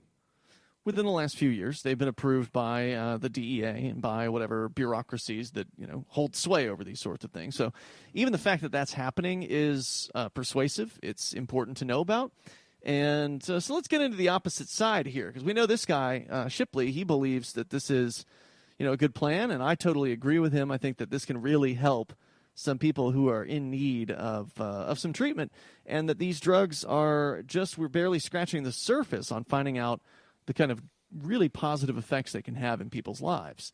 So, for instance, they mentioned PTSD as one of the issues that some of these drugs can actually solve. Some of the initial results on the studies, I think it was either the psychedelic mushrooms or the MDMA, but one or the other. I'm sorry, I don't remember which. They gave the drug to people who were failing with all other treatments. So they've tried every normal, allopathic, prescribed medicine treatment for PTSD, therapy, all the stuff that they can do, and it just isn't helping them. Then they did a dose of psychedelic drug, or MDMA, and literally in many of the case studies, many of the individuals in the study, PTSD went away. I think that was with the psilocybin. That was the case of doing it sort of one time, but that had a tremendous effect. Yeah, there have been several studies on PTSD surrounding some of these psychedelic and pathogenic drugs that show that they're effective. And don't you want soldiers rape victims, people who've been through terrible things to have access to that. Yeah. I mean, we're not even talking about recreational here. No, this is with a therapist. The libertarian in me says that everybody should be able to put in their bodies what they want to put in. Yep. However, this is just about medicine. This Correct. is about doctors consulting with patients. Yeah, all these drugs aren't just done in like a club. They're done in a medical environment under supervision from a professional, from a therapist, for instance, who can then walk that person through a therapy session while they're on the drug and get a better result than they otherwise would be able to do. So, quote from Jared Klein. This is still Shipley. This is the guy proposing the legislation. He says, obviously, it's very controversial, and it does elicit a lot of feelings. He said regarding his fellow Republicans that have responded so far, he said his colleagues aren't promising support, quote, but people are open-minded and they're curious. Representative Jared Klein, however, another Republican from Kyoto and chair of the House Public Safety Committee, said he doesn't expect the legislation to advance this year or anytime soon. Quote, I haven't gotten an email from a constituent. I haven't received a phone call or had a discussion with anybody in the medical field saying that, quote, we need to have access to this, he said. It just seems like an idea from one legislator that they wanted to propose as law, which is their prerogative, but that's all it is at this point. Well, it sounds like some of his constituents need to send him some emails so that this guy who's probably not telling the truth at this point, because there are lots of libertarian organizations out there doing lots of emailers and, that sort of right. reaching out to legislators. But, I could be wrong. Maybe he's never gotten anything. He needs to know the facts. Senator Joe Bolcom, a Iowa City Democrat, has long been vocal about making medical marijuana more accessible. He recently proposed the state legalize and regulate marijuana the same way it does beer or liquor, but he said Democratic support isn't there yet for Shipley's drug bills. He says, quote, I'm not sure we're ready to simply make all these drugs legal. That's not what they're talking about. No. Hello, straw man. See, a straw man is when you take a person's argument, you build something that looks like that argument, then you attack the thing that you built. Yeah. That is not what Shipley is doing here. Shipley is suggesting that doctors and patients be able to decide amongst themselves what's the best treatment plan for them. What a radical. Not, let's just make all this stuff legal. Which, I support, but I'm fine with that. However, that's my argument, not right. Shipley's. Yeah. And if he wants to attack Shipley's argument, he should do so properly. Shipley emailed a copy of the bills to every member of both chambers a few weeks ago. Shipley said he received 2 responses, one from Bolcom and one from a conservative member in the House whom he did not identify. Shipley said he will not give up the fight. He intends to try again next year or maybe the year after that. That's what it takes. You have to just keep putting legislation back in and back in. It took years and years and years of attempts just to get medical cannabis to happen in the state of New Hampshire. It finally did in 2012, but even once it passed, the state still dragged its feet on implementation, and they actually had to be sued by a crippled woman who needed the medical cannabis as her medicine, and she was literally dying as she was filing this lawsuit. She succeeded in the suit and then passed away. So, her purpose on earth at that point in her life was to help get this thing implemented, this law that had already been passed, that these bureaucrats were just taking as long as they possibly could with. They had to be told by a court, you need to do this, and you need to do it now. That's because they don't respect law. They don't care about rule of law. And when you yickety-yak about the rule of law, just understand all you're doing is empowering a bunch of people who lord over people and don't care anything about laws. Shipley says he hopes to serve in office for a decade if voters reelect him. He represents District 82 in southeast Iowa, where he defeated a Democrat by 37 votes. In one of the closest races in the November election, that district had been held by a Democrat for decades. Shipley thinks he won because of his relentless door knocking. That's the reason he won. Yeah, it makes a huge difference. And because he made a promise to his constituents that he would address issues like smart meters. The devices which transmit data about electric usage through radio frequency have been a contentious issue for some Fairfield residents, although some believe the smart meters are unsafe. Shipley's filed... Didn't one catch fire and burn somebody's house down recently? I believe that's happened at least once. So anyway, he then gets into the smart You'd think meter it was a thing problem, here. too, if it burnt your house down. Let's see. What else has he got here? He's filed more than 30 bills since stepping foot into the Capitol building. Among them, a plan to require 100% of school lunches to be certified organic. Doesn't sound like a good one. A proposal to require students to read the Russian novel The Gulag Archipelago about prisons and labor camps. In the Russian. And legislation that would prohibit adding... In Soviet Russia, Gulag reads you. Legislation that would prohibit adding hydrofluorosilicic acid or any other fluoride-based additive into public and private drinking water supply systems. Yeah. Shipley says he knows some of his ideas may not get heard in a subcommittee meeting, which is a first step toward the bill becoming law. But he wants those meetings because he believes they would bring more of the public into the legislative process. He said, quote, "You have to start somewhere. These issues are important. When you introduce legislation, people start taking it more seriously." He's right about that. Yeah, that's true. And that's one of the benefits of moving to New Hampshire as a liberty-loving person is you've already got a foothold into the legislature. There's literally like 24 folks that are liberty-strong or liberty-friendly state representatives who are getting the conversation started. There's more coming up here. 855-450-FREE is our toll-free number. This is Free Talk Live. The biggest names in the liberty movement will be at the largest gathering of freethinkers, voluntarists, libertarians, and ANCAPs in Acapulco, Mexico from February 14th to 19th, 2019 at Acapulco. You'll love the lineup of speakers discussing entrepreneurship, investments, politics, philosophy, health, sustainability, lifestyles, and personal relationships for 4 days among the sun and beaches of a world-class resort. Go to anarchapulco.com and use code FTL to register and receive 15% off. Anarchapulco.com, code FTL.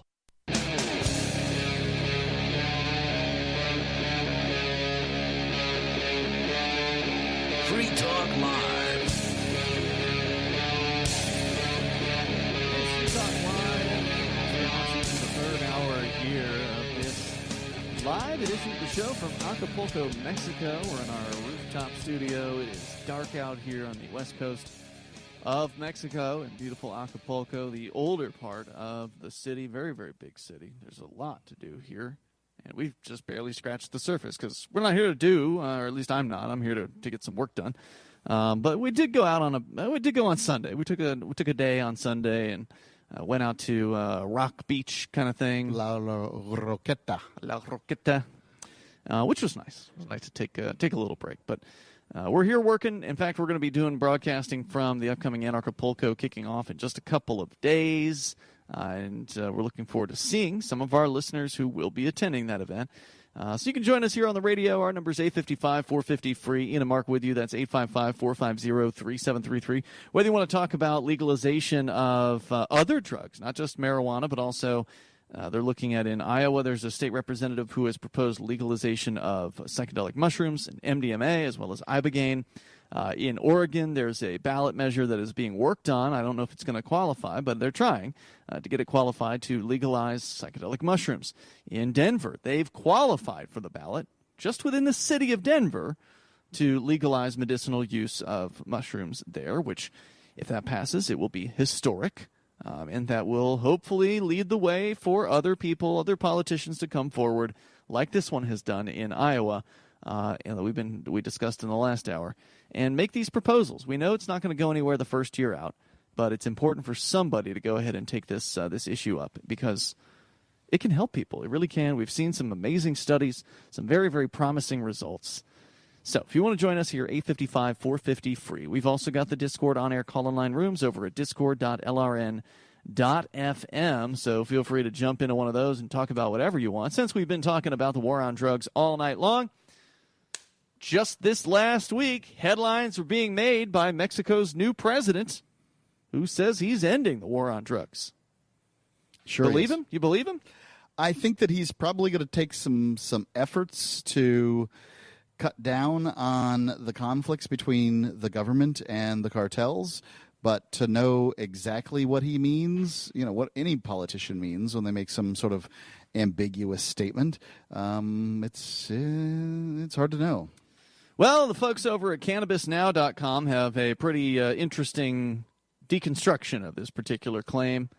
They say that 2 months into his term, Mexican President Andrés Manuel López, 4 names here, Andrés Manuel López Obrador declared an end to his country's, quote, war on drugs.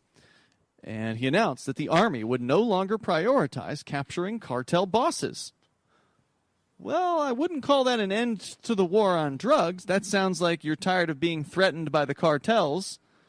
And so, therefore, you've taken enough bribes to say, well, we don't think this is a priority anymore. We're not going to be going after El Chapo or whoever else, is at that level. The new populist president made his declaration on January 30th when he gathered reporters at a press conference to tell them the, quote, guerra contra el narcotráfico, unquote, launched in 2006 by then-President Felipe Calderón, has come to an end. He said, quote, officially now, there is no war. We are going to pursue peace. Sounds good.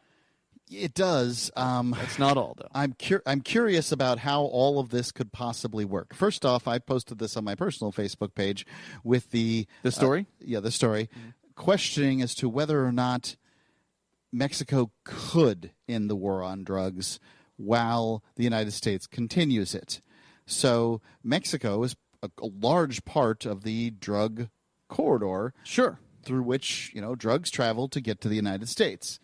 And the United States gives a lot of money to Mexico to prosecute the war on drugs, for one. Mm-hmm. And, we see whatever those results are. And I just don't know what its relationship with the United States is going to look like. I don't know. I mean, certainly drugs aren't going to stop passing through Mexico. People in Mexico want drugs too. They're just not willing or able to pay the kind of prices that people in the United States are. Well, they don't get marked up as much down there. Yeah, I'm not curious. I'm curious. I just don't know how this would all work. Well, they have some suggestions here. Now, if he says officially there is no war, we're going to pursue peace. Sounds great. But unfortunately, there's much more to this. Yeah. He says, this is what matters to me, to lower the number of homicides, the number of robberies, that there are no more kidnappings. This is what's fundamental. He said, losing too many politicians. He contrasted this to the, quote, spectacular kingpin busts hyped by his predecessors. He says the strategy is no longer operations to detain capos, or drug barons. He said, but to, quote, bring down the number of homicides, the principal function of government is to guarantee security. Now, of course, as we know, at least in the United States, that's actually not true. Now, I don't know if they actually have that function in Mexico, but in the United States, we've seen Supreme Court cases that have said very clearly the government doesn't have any obligation to protect you whatsoever. But the politicians certainly love to claim that that's what they're doing. If the government in Mexico had an obligation to protect Mexican citizens or people in Mexico, then there would be lawsuits against the government of Mexico whenever somebody got killed because the government of Mexico failed to protect them and didn't provide any kind of settlement or anything like that. Right. If you hire a security agency in the United States or anywhere else, you can negotiate in your contract that they will, in some way, shape, or form, make you whole if something occurs on their watch. That's what protection looks like. Right, and the U.S. government has no such obligation. No, it would break the bank if they did, and they have, the Supreme Court's ruled over and over again that they don't. While statistics are not yet in to determine if homicides are down since López Obrador took office on December 1st, killings have only soared since the troops were first sent in against the narco gangs. Nearly 34,000 people were murdered in Mexico last year, according to new government statistics. That's incredible. Which makes 2018 the deadliest year since record-keeping began. As Mexico Daily News notes, last year's body count is notably higher than that of 2017, when some 23,100 homicides were registered. So that's a huge, not quite a 50% increase, but close. The data was released last month by the Executive Secretary of the National Public Security System, or SES-NSP. Alarmingly, they report that among the murders of last year were 834 cases of femicide, targeted attacks on women. Some 100 of these were under the age of 18. An estimated 2 million have been killed in Mexico since Calderón first mobilized the army to fight the cartels 13 years ago. Yeah, I don't imagine that the cartels, drug gangs, at some point or another, they're going to, somebody's going to say, well, I can't get even with, gang member X, so I'll just go ahead and put a hit on his wife or his daughter family, or his mother or whomever. And then once that's done, well, then what's the corresponding gang or cartel that's in competition with them? Yeah, what else? These things are going to happen. Amid all this, the world is awaiting a verdict, which we found out today. El Chapo was found guilty, and they say that among the revelations emerging from the trial is witness testimony that Mexico's last president, Enrique Peña Nieto, accepted a $100 million bribe from El Chapo. This testimony seems to vindicate the widespread conspiracy theory in Mexico that the government is in league with the Sinaloa cartel, with enforcement efforts largely aimed at its rival narco machines. But is all of this really changing under the new president, López Obrador? Troops may no longer be sent to hunt down capos like Chapo, but this is clear. They are still being sent to eradicate cannabis crops, bringing federal forces with a long legacy of human rights abuses into impoverished campesino communities, growing the only crop that can sustain them. You're dirt poor, just like Chapo explained that's how he started his life, was as a dirt poor son of a farmer who, did not have any prospects to make any kind of money unless he went into the cannabis business. And so that's what he did. Yeah, farmers look at the crop that's going to make them the most money, and they grow that one. And if that crop has to be marijuana, then fine. So shortly after claiming the war on drugs was over, guess what? Federal police destroyed 195,000 plants, Mexican federal police, mind you, in a yield that estimated at least 78 tons in the fields, the community of Agua Caliente. More on the way here in moments. You can share your thoughts with us on the end of the war on drugs. It can't happen soon enough if it ever happens for real. It's Free Talk Live. Hey, it's Free Talk Live. We'll take your calls and thoughts about whatever you want to discuss. Our toll-free number is 855-450-FREE. Whether it's the war on drugs, which has been the focus of the show tonight, as we are broadcasting from Mexico. We're in Acapulco tonight. With you tonight, it's Ian. And Mark. Our toll-free number is 855-450-FREE. That's 855-450-3733. And coming up very soon, soon enough, I guess. It's gonna come up faster than you think. It's ForkFest. ForkFest.party is where you can go to learn more about a liberty-oriented camping festival happening June 13th through the 18th. It's decentralized, so nobody is actually in charge of ForkFest. That means you get to decide what happens. Maybe you'll just want to come hang out with other liberty-minded folks. That's easy to do. Just show up from June 13th through the 18th at Rogers Campground in the beautiful White Mountains of New Hampshire. Here it is. I'm on the website. No one's in charge, so everyone is. Yeah, exactly. If you want to create a thing for others to do, maybe a concert or gambling event or whatever it is you want to do, that's up to you. You got to create it. You got to promote it. There are a couple of tools that you can use to help you do that, like the ForkFest forum or the Telegram chat room. So it says here, ForkFest 2019 unconfirmed dates, June 13th through the 18th. Yeah, we could probably change that now. I think we're pretty sure what the dates are going to be at this point. I'm just wondering if that was sort of a joke, because ForkFest is all just kind of what's going on here. Yeah. Or no, the reason it was listed as unconfirmed was because they hadn't, last summer when we were looking at this, they had not nailed down the Porcupine Freedom Festival for 100% certain yet. So this event tends to happen the 5 days before the Porcupine Freedom Festival, which is a different camping event, one that's a little more centralized with the board of directors and ticket prices. There's no ticket price to attend ForkFest. You just show up. Now, you got to pay for your campsite, but that's not very expensive. Go to forkfest.party. You can learn more about the event and come to the event, the libertarian event that Ian's not kicked out of. Exactly. I'm also not kicked out of Acapulco, so come to that too. So we're talking about the Mexican president, the new president, who is claiming that the war on drugs is over. President Andrés Manuel López Obrador declared an end to the war on drugs on January 30th. However, not long after making that declaration on February 4th, in the Mexican state of Sonora, federal police destroyed nearly 200,000 plants, that is to say marijuana plants, burning a yield estimated at 78 tons. 2 days later, federal police, quote, decommissioned more than 129 kilograms of compressed cannabis found stashed along the banks of the Rio Grande near the border post of La Playita in the violence-torn northern state of Tamaulipas. Tamaulipas. In early January, Army troops were actually dispatched to the southern state of Chiapas to join with federal police in a cannabis eradication campaign. A plot of 40,000 plants was reported destroyed at the village of Pueblo Nuevo Solishuacan in the state's Mayan highlands. And you got to wonder, what is the Mexican military for if it's not for internal usage?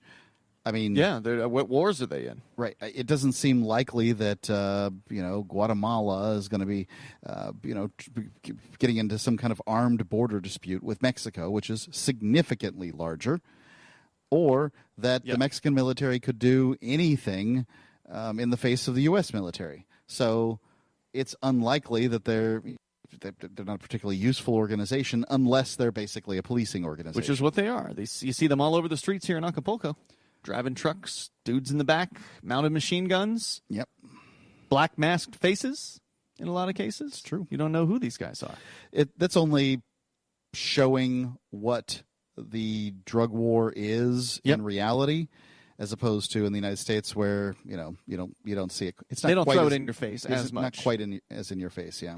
And then, over the course of January, Army troops reported burning 3,600 square meters of cannabis in plots across the state of Zacatecas. And even as López Obrador, the new president, made his war is over announcement, he ordered 10,200 troops, a mixed force of Army soldiers and federal police, to designate high-violence areas of the country. To designated high-violence areas. Named were the border towns of Tijuana, Ciudad Juarez, Nuevo Laredo, and Reynosa, as well as areas of Guerrero, Veracruz, Guanajuato, Jalisco, Colima, and Sinaloa states. So let me ask you this, Ian. Yes, sir. I'm skeptical of this whole end the war on drugs in Mexico. I feel like you have everybody's skeptical who's paying attention. Well, I'm skeptical that they could, even if they tried. So let me ask you, as the newly appointed Mexican president, if you were to stop the war on drugs in Mexico for real, just stop it. Only try to do what the Mexican President Obrador here is attempting to do, which is, maintain peace. Yep. How would you do that? Would you just let the cartels move their drugs through Mexico? Because in many cases at these points, drug cartels have set up in areas and they have become their own governments. Yep, that's right. And in many cases, they keep things more peaceful than some of the Mexican guys, from what I understand. It's difficult to know, but that's certainly been said about armed gangs for a long time. I remember that they're preferable rulers to the police. Yeah, I've heard people say that about the gangs in, say, New York or whatever, that they were better, they were better rulers than the politicians. So, if the cartels are ensconced as a competitive government, governments can't live with that. They cannot put up with that. And I understand why people would not want them to. Cartels are not elected, and people have grown to believe that democracy is the way that, what gives an executive the power, that kind of thing. So, I mean, are they not just in a fight to the death? No, I mean, I don't understand why they couldn't just back down in the same way that who's going to back down? The U.S. or no, the Mexican government, in the same way the U.S. federal government ought to back down from its world conflicts, pull out of the 100+ countries that they're occupying, pull out of the 1,000+ military bases that they're occupying. Just stop. So, if a cartel is running a given geographic area, growing drugs there. And if somebody doesn't get along with them, they just wipe them and their family out. Yep.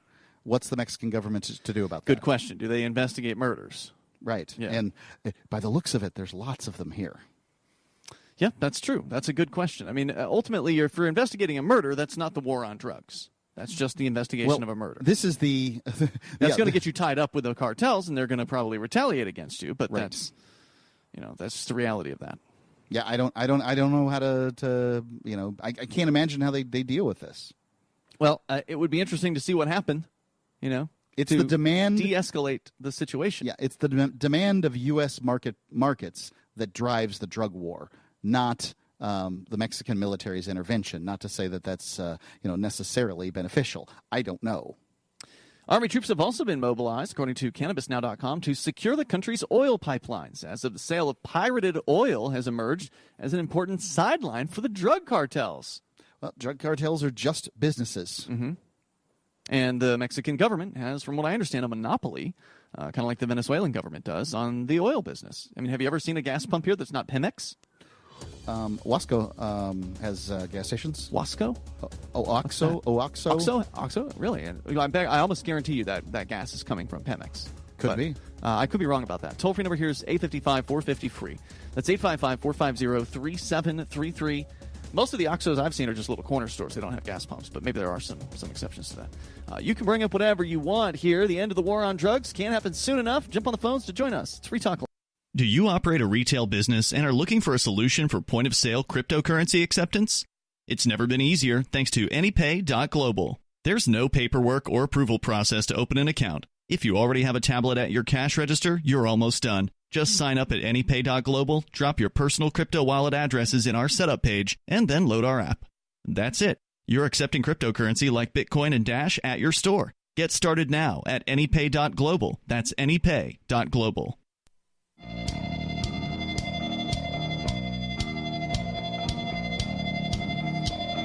It's Free Talk Live. We're here in Acapulco, Mexico. For the remaining moments of this episode of Free Talk Live, coming up, we've got a special episode of Edgington Post to wrap things out here tonight.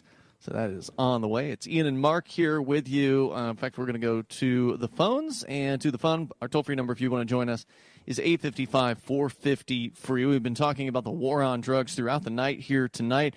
Now the new Mexican president saying he's ending it, but not really. He says he's going to end the war on drugs, but that apparently to him means not going after the cartel bosses. Apparently it's totally fine to just go right ahead and continue conducting the war against the plants of marijuana themselves. Heads of state often have agreements that they will not go after one each another. Other. Yep, that's right. They don't mind if their henchmen die in the conflicts. Right. But they don't want it themselves. Let's go to David. He's in New Mexico, listening online. Hello, David. You're on with Ian and Mark on Free Talk Live. Hey, yeah, what's this about this president we have in New Mexico? I mean, I always knew New Mexico was a third world country, but I didn't know we had a New Mexican president. Did we say New Mexico at some point? Mexico? If so, I apologize. We were talking about Mexico. You said the New Mexican president. But No. I will draw pictures. Just a minute. I'm getting out my pencil and I'm drawing. Okay, I need some paper. You were talking about earlier. There was some Muslim that was in trouble for making comments about some Jews. So there's some sort of problem going on there. That the Muslim congresswoman or senator or whatever she is, she's out of Minnesota, right? And I happen to have I've heard about this person. Yeah, Representative Omar. Yeah, well, she's the one with the big stink. Trump criticizing her and about making comments about it. So she tweeted something about it's all about the Benjamins, apparently in reference to Jewish people.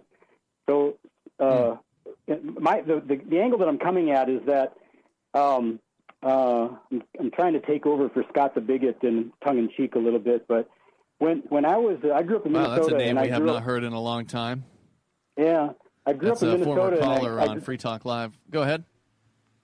I grew up every different way. I was on the farm, I was in the small town, and I was in the city.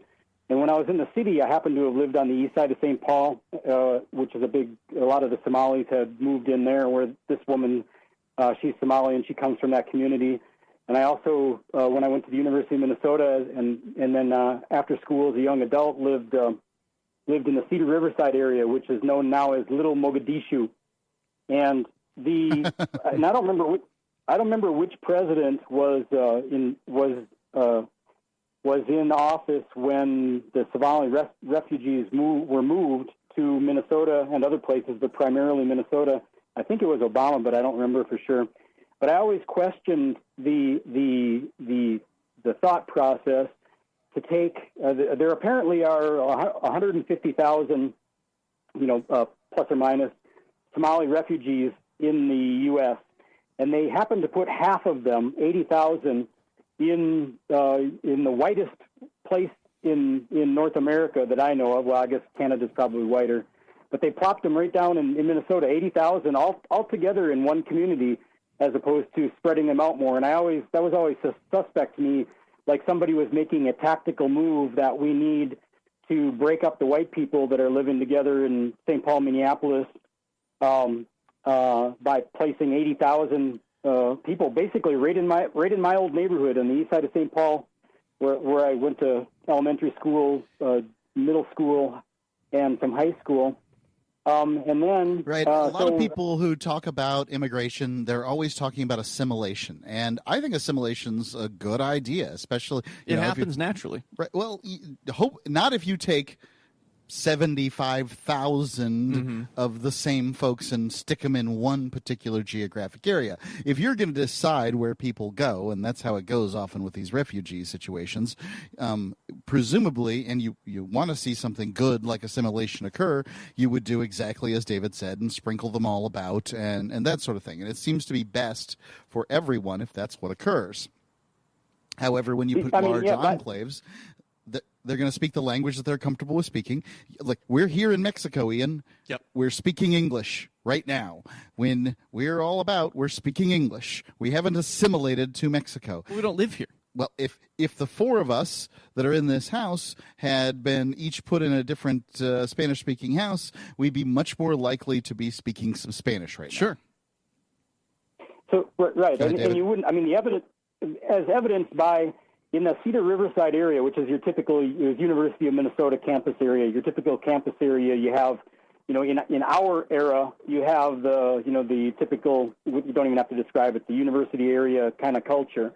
And when I was there, and this was, in the 90s and before and slightly after, but basically 90s, that area, that Cedar Riverside area, West Bank, University of Minnesota, probably was 75% white. For good or bad, it was like 75% white, and now it's like I read like 37% white. And that includes and it was half black, and it's called Little Mogadishu, and it's drawn police attention for terrorist cell type activities and also foreign national sex trafficking and stuff like that. And it wouldn't be called Little Mogadishu if you hadn't, when the United States helped people get out of a war zone, if they wouldn't have plopped them all down together in one spot, it wouldn't have been renamed Little Mogadishu. And so, like I said, I see that as a problem and as suspect. And nobody likes their community changed overnight from what it was to something completely different. However, most people where I grew up are welcoming. If you had put a few dozen families in my neighborhood and a few dozen families in another neighborhood, people would have welcomed that, and it wouldn't have become a negative thing. So it would have been a shock to the system, is what you're saying. It wouldn't have been people would not have bristled instantly, as many of them probably did. I think you make a strong argument tonight here. And it has persisted because we're now, that was mid-'90s. We're now coming up on 2020, so 25 years later, that they're still clustered together. Now, I'm sure that as generations go on, if you come in from it happens every time somebody comes from, we can go back to the 1800s when my ancestors came in from Scandinavia and Northern Europe. They came in and, maybe they learned to speak English, maybe they didn't, but their kids did not behave like them, did not live like them. They learned English, and they went out into the world and took advantage of all the opportunities. And I'm sure the same will happen. But however, we're still this is 20 years later or 15 years later, and there's still this tight clustering going on. And I'm sure children have gone out elsewhere, but the main core that has located in the core areas are remaining tight without really dispersing and dissolving and mixing in and all of us living as one people, because we can't have nations within nations.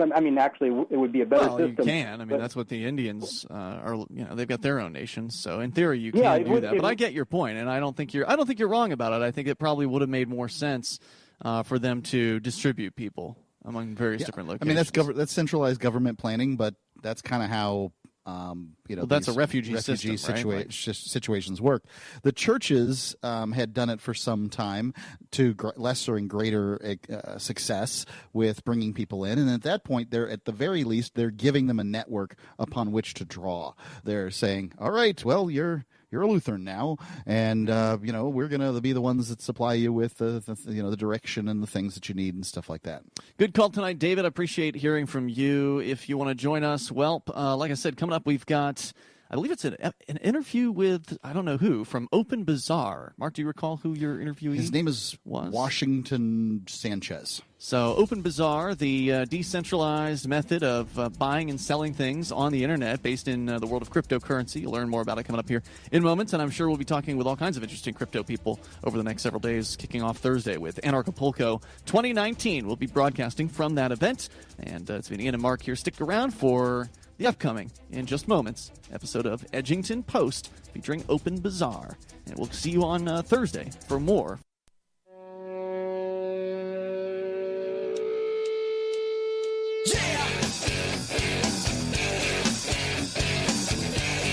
From the North American Bitcoin Conference. This is Mark Edge, and I'm on location here for Free Talk Live. I've hunted down an organization that we've been watching for a long time here on Free Talk Live, and I've got Washington Sanchez, who's a founder of OB1.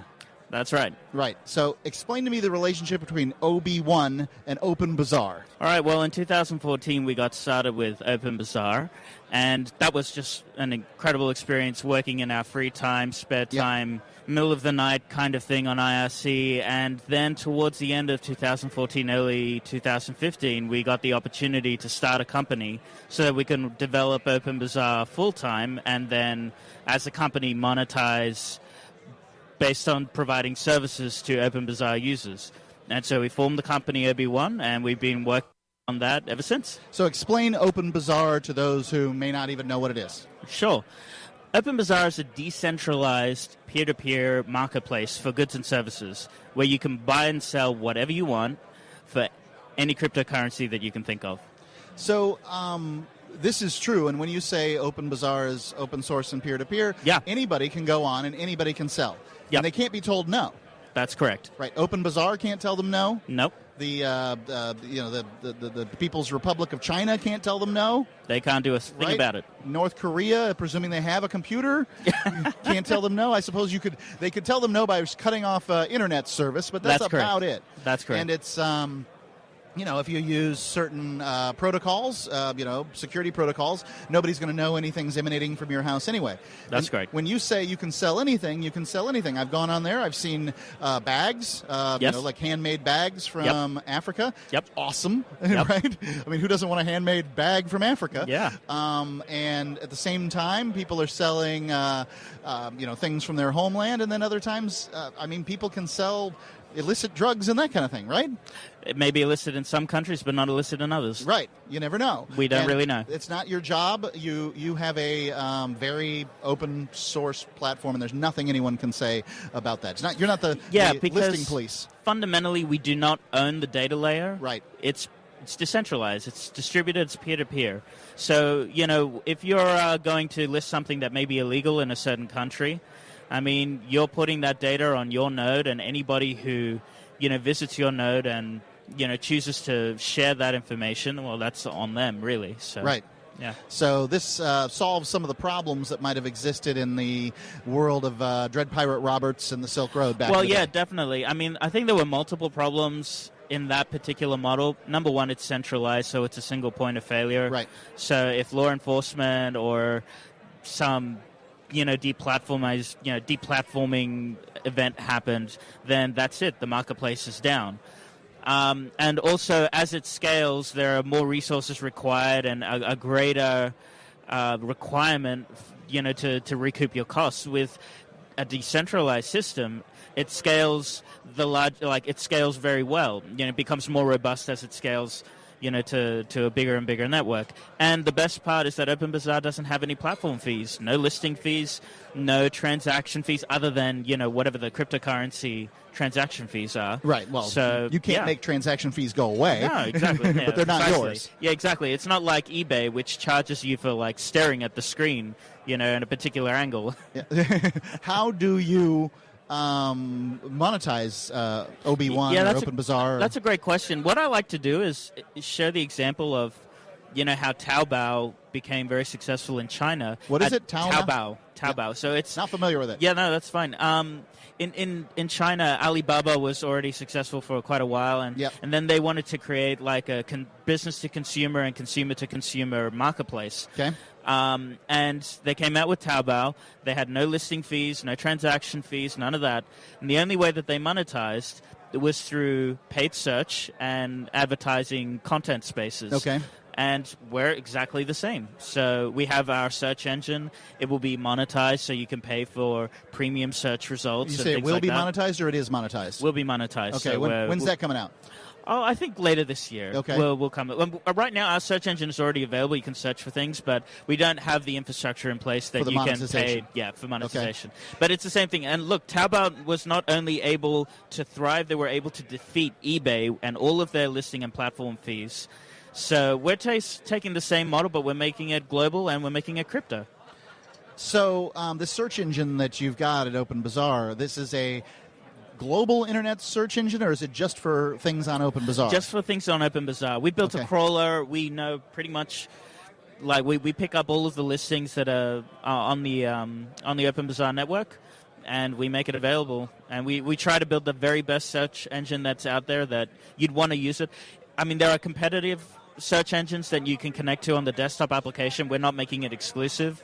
But we aim to be the very best. I mean, we built the network, so, we tend to think that we can build the best crawler and the best search engine. Right. But, look, if you don't want to use ours, I mean, we're an American-based company.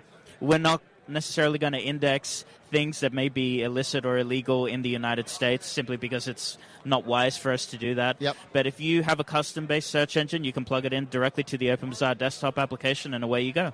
Right, so anyone can build it. That's really fascinating. I would agree with you that you guys are best placed. You've been working on this project for a long time, and you know the ins and outs of the code, and it's fascinating because this is the next generation of online marketplaces. Oh, yeah.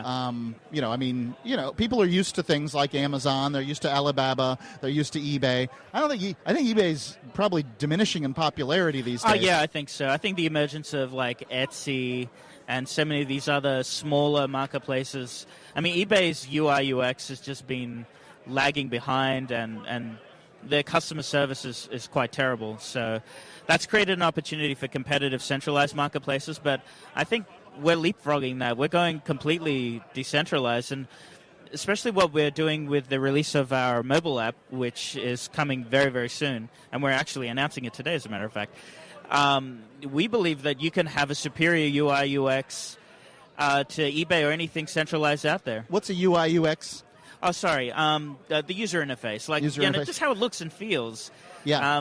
We think we can have a superior experience, and it's completely decentralized, and you own your data, and it's completely private. And so if I guess somebody's going to put on at some point or another, somebody from probably outside the United States is going to create some kind of search engine that allows people to search nodes that have illicit substances, right? Yeah, well, yeah, that's correct. We've seen that. Yep. And this is going to be on the regular internet, not the dark web, right? Well, it's up to the search engine provider how they would do it. I mean, if I were them, which I wouldn't, it would be very risky to do it on the clear net. I'm just trying to figure these things out. So the search, is Open Bazaar isn't on the dark web? It can be. You can have your Open Bazaar node on Tor. Yeah.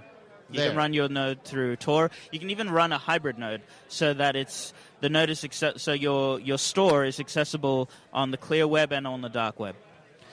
I guess it'd be useful to be on the dark web because the dark web there's all kinds of things in the dark web that aren't weird. No, exactly. Look, if you want to maximize your privacy, then the best option would be to run like a hybrid node, so you can sell your things to people who are on the dark web who just want to maintain their privacy. We're not even talking about illicit substances here. Nope. They just want to protect their privacy. They don't want anybody snooping on the network and seeing, well, what are these IP addresses? Like a VPN is kind of the easiest way to do that, but if you just want to maximize your privacy, then you can do that. Yeah, the dark web is a lot like the internet was, say, 20 years ago. Just far fewer people, and mainly the techies are on there. Yeah, that's right. Is what you find. Yeah. And, there are certainly dark corners of the dark web, but the vast majority of it is pretty innocuous. Yeah. Absolutely. How do people who have an interest in putting up an Open Bazaar node and selling their wares, how do they get started? Well, the first place they can go to is openbazaar.org. You can download the desktop app. I mean, something we're making available today is a big change, a big update we're pushing out today. The mobile app? That's the second thing we're doing. Okay. The first thing is that Open Bazaar is now coming with a multi-currency wallet, which means that you can create your listings and start accepting payments in Bitcoin, Litecoin, Zcash, Bitcoin Cash. And very shortly after this particular release, we're going to have Ethereum support and ERC20 support. Monero, we're working on it. Okay. Where it's different. It's very difficult, but we came across some breakthroughs recently where we think it may be possible. Yeah. Something else we're working on is the Lightning Network for people who are like, I want to pay in Bitcoin, but I don't want to do on-chain transactions. I want to do the Lightning Network. We're working on that as well. You guys absolutely need your own Lightning node. Yeah, exactly. It makes perfectly good sense. We're of the opinion, we want to be everybody's friends. We're not going to tell people what they can and they can't buy and sell with. We're just going to try and create the best service out there. The second thing that we've got coming out is the mobile app, the GetHaven app. Openbazaar.org, Washington Sanchez. Thank you. Thanks.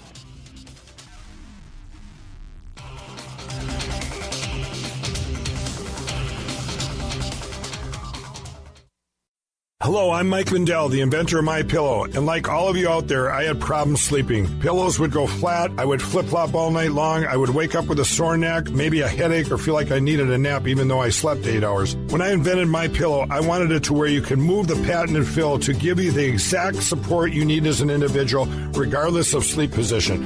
MyPillow will get you into that deep sleep faster, and you will stay there longer. It's not about how much time we spend in bed, it's about how much of that quality sleep we get. I do all of my own manufacturing right here in the United States. I have a 10-year warranty. You can wash and dry MyPillow, and I give you a 60-day money-back guarantee, so you have nothing to lose. And here's Mike's best offer ever. MyPillow is now offering 50% off their 4-pack special plus free shipping. Go to MyPillow.com or call 800-951-5617 and use promo code FTL. That's 50% off plus free shipping. Don't delay. Order now.